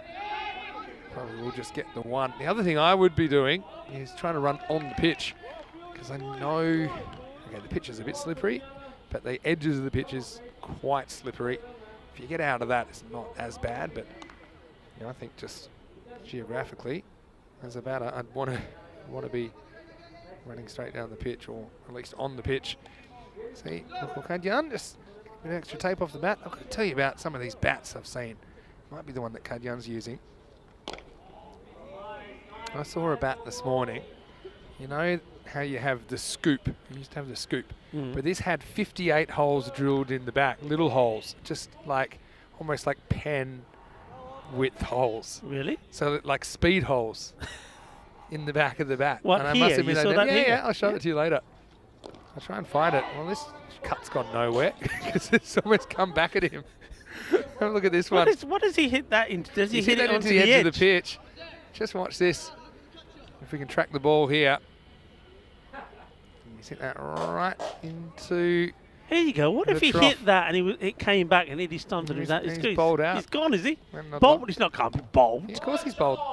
Here we go. And it's in the vortex. And once it goes in the vortex, good luck to you. And so that will be a boundary. It's all you needed. They need more of those. And so we saw one cut that didn't quite leave the pitch area. This one does. And once you get in that vortex, you can forget about it. 4 runs. Yeah, that's nicely played though. Great effort again from the fielder, but there's no stopping it. Yeah, you'll be bowled. I mean, same as if you top edged it, it went miles in the air, it came down on your stumps, you're bowled. It's a weird one. I don't think you'll see it more than once or twice in your lifetime. Gets it in this time, Rahman. If it's ever going to happen, it'll happen on ECN, wouldn't it? Thing is, yeah, that one, it did come back. Would it be coming back quick enough to knock the bails off? I'm not so sure. Anyway, Rahman, yeah, really went for the short ball that time. Now it's a really good shot, really good batting. In fact, that might have gone all the way. You know, it has. Maximo! Wow, what a shot by the captain. Walks across. That is one of the shorter boundaries on the ground. He targets it. He gets it pretty much right out of the middle of the bat. 6 runs. Also finishes the over. The 50's up for Plevin. 6 overs down, and it's 54 for 1. And well, a couple of boundaries in the last 3 balls, just keeping Plevin in this chase. Yeah, what a lovely bit of cricket that was from the captain. Shaba time. Bit of showtime here in Bulgaria. Nice shot. Gets the 6 and keeps his team, as he says, in the hunt. And like you say, they're very much... I can tell you now that the scores now are even Stevens. This is exactly the same score that Plovdiv were on. So this is going all the way down to the wire, and well, we haven't mentioned golden ball so far today. Well, we might as well, because it could be happening here the way these scores are looking. Yeah, those last 4 overs, Plovdiv certainly made the most of them. 13, 11, 9 and 15. So that's pretty much exactly what Plevin are going to have to do, or better, if they're going to pull this off. Here's a man that had trouble getting after last over. Can't pick through Kumar. To pick up a wicket, went for a boundary off his last ball, but he's going to take up the attack here in the 7th. Little edge. And it might have even flicked the gloves of the keeper on the way past, but that's Vortex territory. They say play in the V. Well, in Bulgaria, V is for Vortex. That quarter of the ground is just so fast. I don't think it gets any of Saim Hussein's gloves. And the fielder couldn't make a play on it. Another boundary to Plevin. Yeah, 4 more runs, and valuable runs as well. Doesn't matter what part of the bat they come off.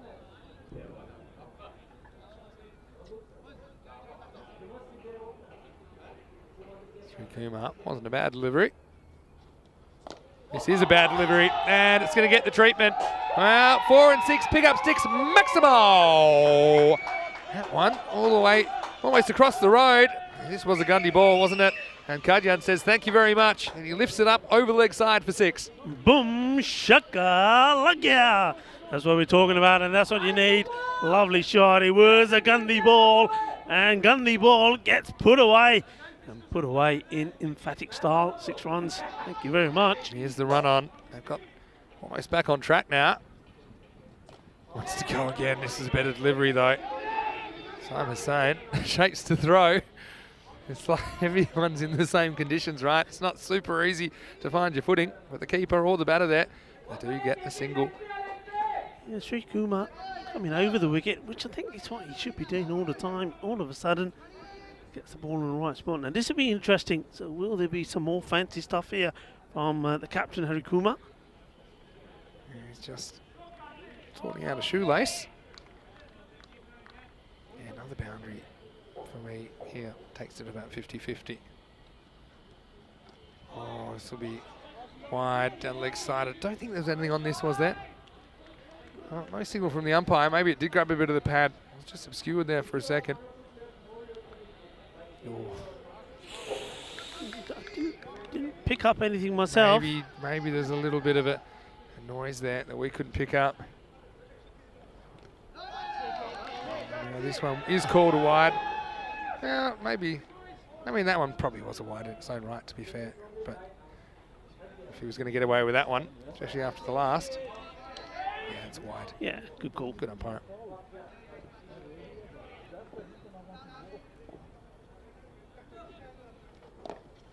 Just nudges this away for one. So yeah, pretty much now are back level with the rate. And so yeah, all it's going to come down to last 3 and a bit overs. We're in the last third of the innings from now. 9 wickets in hand as well for Pleven. I think they want the batters that are there to get them as close to the target as possible. We've seen it's difficult for new batters to come in and kind of go at this kind of rate. Yeah, 10 plus. You're right. Kadyan is going to be the key, isn't he? He's got to be the one who's got to sort of see them home if they're to do it. Simon Hussain just moving the field around slightly. Quick hello to Phil G. He's watching from the Czech Republic. Hello to you. And I know that we're looking forward to going there again for a FanCode European Cricket Series starting the 30th of May. Better ball, but the shot is even better than the ball as he lifts it away. Gets it into the gap, probably catchable height, but Kadya moves into the 30s. He's engineering this chase really well at the moment. See, Uzair was kind of lurking, side on, but it was to his left. And the result's another boundary for Pleven. Yeah, this very clever batting. We just saw Simon Hussain take the sweeper out from the offside to put an extra man on the leg side. And Kadyan, he works that ball out into the offside boundary. Very clever, good batting. Graham Holmes, very good observation. We haven't had a fifth bowl yet. We'll have to bowl 2 of the last 3. So that's going to be pretty important as well. 31 off 19. So last ball of the over coming up. Sri Kumar has actually gone for 18 in this over. It was after his first over and he went for 7. So the last 6 legal balls he's bowled have gone for 22 in fact, because he did have 4 off the last ball of his first over. Just checking the stumps, making sure that they're the right shape. I suppose that's pretty important. Yeah, so yeah, the fact that we'll have at least 1 new bowler, maybe a couple of new bowlers in the last 3 overs. Yeah, it's a lot of pressure on them. We've seen a tactic like that deployed a lot of times, haven't we? We've been in matches where the last over ends up in a close match. A player that hasn't bowled. Yeah. And it's worked always works in the favour of the fielding side, amazingly. Sri Kumar, last ball for him. Well, it would have been a wide. Instead, it's vortex bound, and this is going to be 4 more. Cuatro carreras más. Educated edge from Kadyan. He moves to 37. 7 overs down. 76 for 1. Now, 11-11, showing a bit of fight here in this chase. They've turned this game around. And if we look ahead to the final game of the day, it will be these 2 teams once again going head-to-head. And Plovdiv win their second toss of the day. Once again, they've elected to bat first. They put 100 plus on the board in this game. And this will be ECS match number 100 this year. And you add that to the 144 in the ECL. Also, we had 22 up in Gibraltar in the night series earlier in the year. So, yeah, it's a nice little milestone for us. And that match 4 will be coming your way starting in approximately half an hour's time right here on the European Cricket Network. These 2, haven't they batted well? I mean, they were together when that rate was just under 13. And you can see they brought it down to 9 now. 3 overs to go. And they're certainly in the driving seat. Yeah. And they need something special. Pathachaya is a pretty good bowler, and he is who they're going to use as the 5th bowler here. So they've held him back just because they wanted to use him at the death, and they get their wish here. 27 off 18. So now, for the first time in a long time, Pleven find themselves ahead of the rate. Can they finish it off? Path. Needs a good one. Pretty good start. Definitely used him strategically here. It's not that they're out of options. Yeah, they always had this plan, I think, to bowl the Charya late on. Yeah, but Vinny, look at Vortex area. They've got the man inside the ring. I'm very surprised there. I mean, you've got to have, for me, that 3rd man a bit finer and on the line. Yeah, that'll do. That's Vortex bound as well. That's the hot quarter on a pretty cold day in Bulgaria. There's another boundary. Harikuma just using a bit of placement and a bit of timing. No real extravagant swing of the bat, but he does get another 4 runs for his team. Yeah, been very impressed. Harikuma's batting here. He's kept a cool head, hasn't he? He hasn't just thrown his bat at everything. He's played each ball on merit.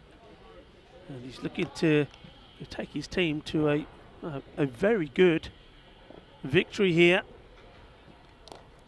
This one's also going to take some stopping. Well, guess what? You might as well pack that quarter, because that's where they're going at the moment. Back-to-back boundaries. Harikuma has been a revelation since he's come to the crease. That's his 3rd 4. He's also got a 6. And with that shot, he moves into the 20s. Yeah, good batting again from him. He gets into position very early. He knows what he's doing. And, well, even though they did push that man back onto the boundary in the end, it was still hit too well and placed too well for him to stop it. So back-to-back boundaries here. I feel like there could be a twist in this, though. Get a wicket now, break this partnership. Could be game on. It hits the pad, but not even close. And we'll get 1. Now you really are at the stage where you don't have to go too crazy taking risks. I've got it down to 18 off 14. And for Plovdiv, they just need to think, we've got to take this deep, we've got to take it to the last over and try and put the batting team under pressure. It's well bowled. Has to hustle back. And he does.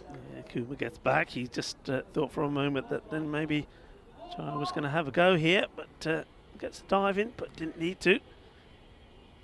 Yeah, Plovdiv break this. For me, it's back in the balance. Nicely chipped away, but should just be a single, and this will finish the 8th over. So 17 will be required off the last 2. 11-11. They are 86 for 1 after 8. Yeah, I mean, this would do their confidence the world of good. Remember, we're talking about a side that lost their last 5 matches.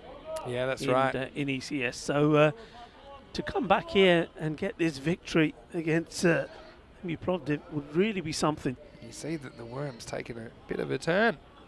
The 5 over mark is pretty much dead on. But yeah, still a fair bit of work to do. 17 off 12. Achaya ends up going for 10 in the over, which included a leg bye.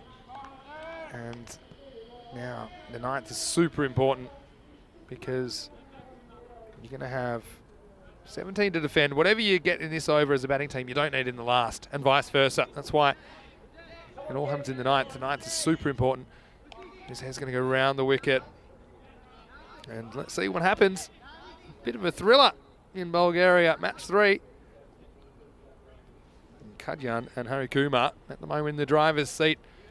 Can they stay on track? Let's find out. 12 balls to go. Swing and a miss. Zeg creating that angle across the right-hander. If we do get to a tie, then this is what's going to happen. We'll have golden ball number 30. We haven't seen a golden ball in April. The last time was on the 31st of May between the Brothers 11 Portugal and the Indian Royals. Goes for this. Should be stopped. Long boundary out there. They're only going to take 1. Now they're going to come for 2. They were late going. They'll get there though. A bit lazy with the running, but they still get back for a double. Yeah, that last golden ball match, golden ball 29, was famous for another viral moment. It was Mohammed Shykat. And all I have to say is to get Shykated now, and people are using it as a verb. And he took one in took a pelvis pounder in that game. 15 off 10. Fairly straight. This is where you got to run hard again. That is the longest boundary. Though this time it is a clean pickup. And they'll just get one. Yeah, they won't mind that. I mean, at the moment, they're sort of where they want to be. Both these batters are in, so it doesn't really matter who's on strike. So you just want to eliminate the dot ball. Yeah, that's right. Both batters equally adept at handling the situation. Graham Holmes saying it's strange seeing the worm graphic and not hearing Corey complain about it. Yeah, hear, Graham. We do think maybe we'll eventually get the heart rate graphs. There's a few interesting graphs they're working on behind the scenes as well. Goes straight. So it doesn't quite get the connection. Here's the thing with this ball, because of the damp conditions that we've got and because of the kind of fair bit of mud around the field, it's harder to hit the ball cleanly as far. So even though it's a fairly short, straight boundary, we haven't seen too many nailed, have we? That was a good example there. Just a ball a bit heavier through the air. Once again, this is clunked to long on. They'll just take one. This is where the running, I think, is going to be important when we get to the last over, which looks like we will now. This is going to the wire, this one, isn't it? Definitely. It's starting. What do we normally say? Any score, sort of what, 10 to 13? 12 or 13 normally, but I reckon more like 10 or 11 here. A couple of runs because... Yeah, on this surface as well, these conditions. Last ball of the ninth. Should be one. Trying to run hard here, but I don't think it's worth risking a run out with these two at the crease at the moment. That's the end of 9. The score's 92 for 1. Hey, remember the end of the first innings? And I said, I wonder if it comes down to a couple of runs. And we saw Nitin Sunil, the keeper, throw at the stumps from point blank range and miss, and essentially give away 2 runs. I bet they'd love those 2 back now. Yeah. They need 11 off 6. That would have made it 9 off 6. Well, don't forget, and also, I mean, going back to that play you're talking about, I still believe the batting side could have sneaked another run. They could have at least tried. Yeah, well, Ahmed in the chat saying the boundary looks bigger than before. Well, it's not bigger than before. What it is that some boundaries are shorter than others on this field just because of where the field's located.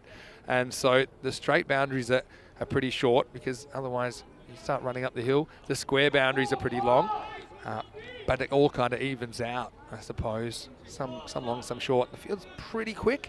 Not as quick as we saw it last time, though. Because of the dampness over the last 2-3 days. So Parthachaya, he's been put in the hot seat here.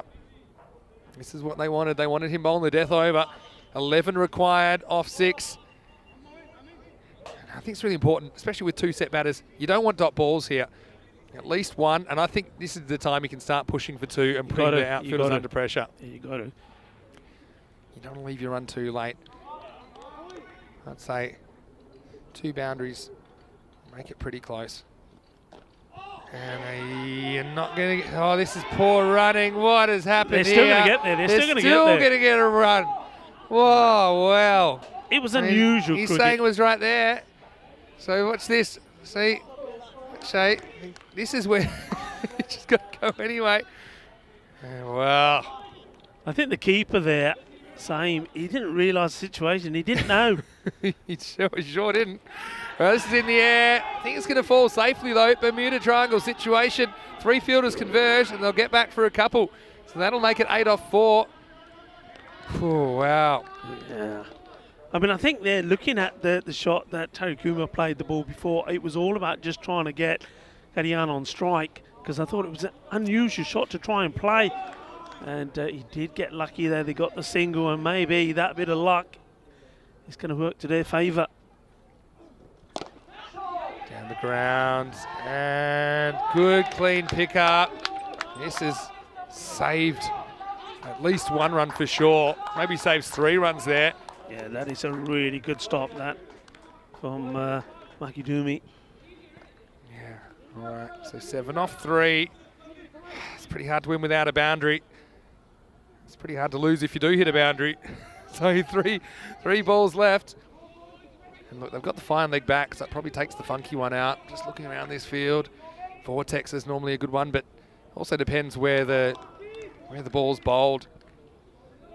I still think you're pushing for 2s here whenever you can, because the value of a 2 versus a 1 at this stage is massive, especially if it means you've got at least one of the set batters on strike. So let's go. 7 off 3. Tries to get funky, and he does, but I mentioned they had that fine leg back, and they don't even try for a second. So 6 off 2. Yeah, see, I thought maybe running the first one hard, at least looking for 2 there. Yeah, I still think that Harikuma is the captain, seems to believe that he wants to have Kadian on strike. Kadian's the more likely to hit the big shot, so he's sort of quite happy just to nudge even that situation rather than get a dot ball in, bat onto ball and get him back on the strike. 6 off 2. Okay, you got to run hard here. I don't think they'll even have a chance to get back, so it means they need a 4 to tie, 6 to win. So 4 for a golden ball. There's Harikuma, who's in the hot seat. Again, this is where I think you're just trying to hit the ball as hard as you can and hoping. I mean, it's hard to target that little ramp shot. That's why I question that shot being played early in the over, because they do have the fine leg back on the boundary. Yeah, I agree with that. He tried it, the last 2 balls he's faced, that's what he's tried to do. He's tried to give himself room. The first one he got lucky, remember, they got that single out of nothing. The one before, you saw just the single again. So really, I think he's just got to stand still or wait. Yeah. Stand still or wait. If it's pitched up, you're going straight. If it's short and wide, you've got to go cut shot. That's where he's hit his boundaries. Okay, 4 to tie, 6 to win. Wide. That's a really good stop by Saim Hussain, because if that goes for 4, it's game over. Yeah. So that's a really good bit of keeping. We've seen those missed today. Well, now boundary, now 4 can win it. 4 can win. Any boundary wins it. Again, though, Harikuma there, we saw him walking down the pitch. We're saying stand still. Yes. Gets lucky again. Gets a wide. You have to run it out. If it stays in the field of play, they need 3 to tie, 4 to win. Whereas the captain, Harikuma, is on 25. Last ball. Gets it. I don't know if they get 3 here. They're going to have to try. Come back for 2. And it's going to be run out. And Plovdiv are going to hold on. And just by a couple of runs, the final score, 102 to 100. A thrilling encounter in match 3. And Pleven 11, well, they just cannot take a trick in the ECS. That adds to their losing streak. But it's Pleven. Well, let's just say it was a tight contest, but ultimately it was Plovdiv, MU Plovdiv, which prevailed by just a skerrick. And just shows you not too much between these 2 teams, who will meet again in match 4. Yeah, I'm looking forward to that one already. It's going to be the final match of day 1 here in Bulgaria, but what a good contest that was. We said right at the beginning it was going to be close. I mean, they were neck and neck all the way through. I mean, just to give you that example, the first over, both teams after the first over, 6 and 6. After 5 overs, it was more or less just 1 run in it, 43 to 42. After 6, 54, 54. And, well, 12 needed off the last, 11, sorry, wasn't it, needed off the last. It was just that couple of runs too much. But, well, a couple of question marks over maybe shot selection there from the captain, Harikuma. Maybe if he just stood still and swung hard, it could have worked differently. But they came close, and they gave us an exciting game. I'm just going to say this one more time. 2 runs given away off the last ball of the first innings. And if that hadn't happened, we would have had a golden ball, 100-100. This is what's coming up. We've got these 2 teams going again. And I'm looking forward to seeing another good contest. Pleven will be chasing again in match 4, which will begin not too long to go, just about 15 minutes to go. Let's go to some of the highlights. And it was Kadian who ultimately would bat through the innings. Some nice shots as well by Nitin Sunil at the top of the order. That was a good catch, though, that removed him. And so, yeah, again, not a lot of wickets. Only 3 wickets in total in this entire match. So batters staying in wasn't a problem, but sometimes scoring freely was. You see the vortex certainly was making things happen, wasn't it? He hit it down there. Just seemed to keep running forever. And once again, you'll see this little outside edge gets away from everybody. And it did look like Pleven were a long way behind, kind of midway through this chase, but they came home with a bit of a rush, and that partnership in the end was worth 63. And would take them all the way to the last ball, but not quite enough to get them over the line, Rico. Yeah, not quite enough, and in the end, the tactics from that man there, he was delighted and running out. His opposite number captain, Harikuma, well, he got his tactics right. I mean, used saving path to the end. We thought sometimes it can be dodgy, but it's worked in his favour, but only just. But they do it all over again, and looking forward to that as we have a look at the scorecard. So Kadian, well, he batted really well, not out 46 of 29.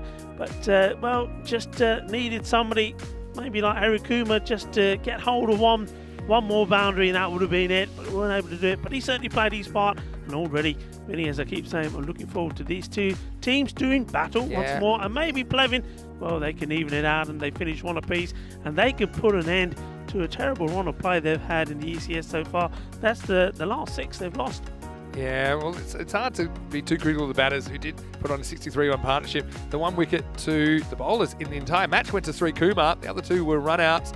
All the bowlers pretty much doing their job. Although Sri Kumar had 1 magical over against him that went for 22. But Parthachaya came on, he shut the gate, although he went for a couple of boundaries early. There were no boundaries in the last 15 deliveries of that match. That's essentially the last quarter of the match. They couldn't find the boundary. Ultimately, that's why they couldn't get up 102 to 100, the final in match 3. We'll be back with more cricket very shortly. In around about 15 minutes, we'll start the last match of the day, match 4. And once again, it will be Plovdiv against Plevin. Plovdiv will be batting first. Vinny Sandhu here, Mr. Maximo, along with Rico Full. Hope you're having a great day wherever you're watching around the world. We'll see you shortly for more FanCode European Cricket Series.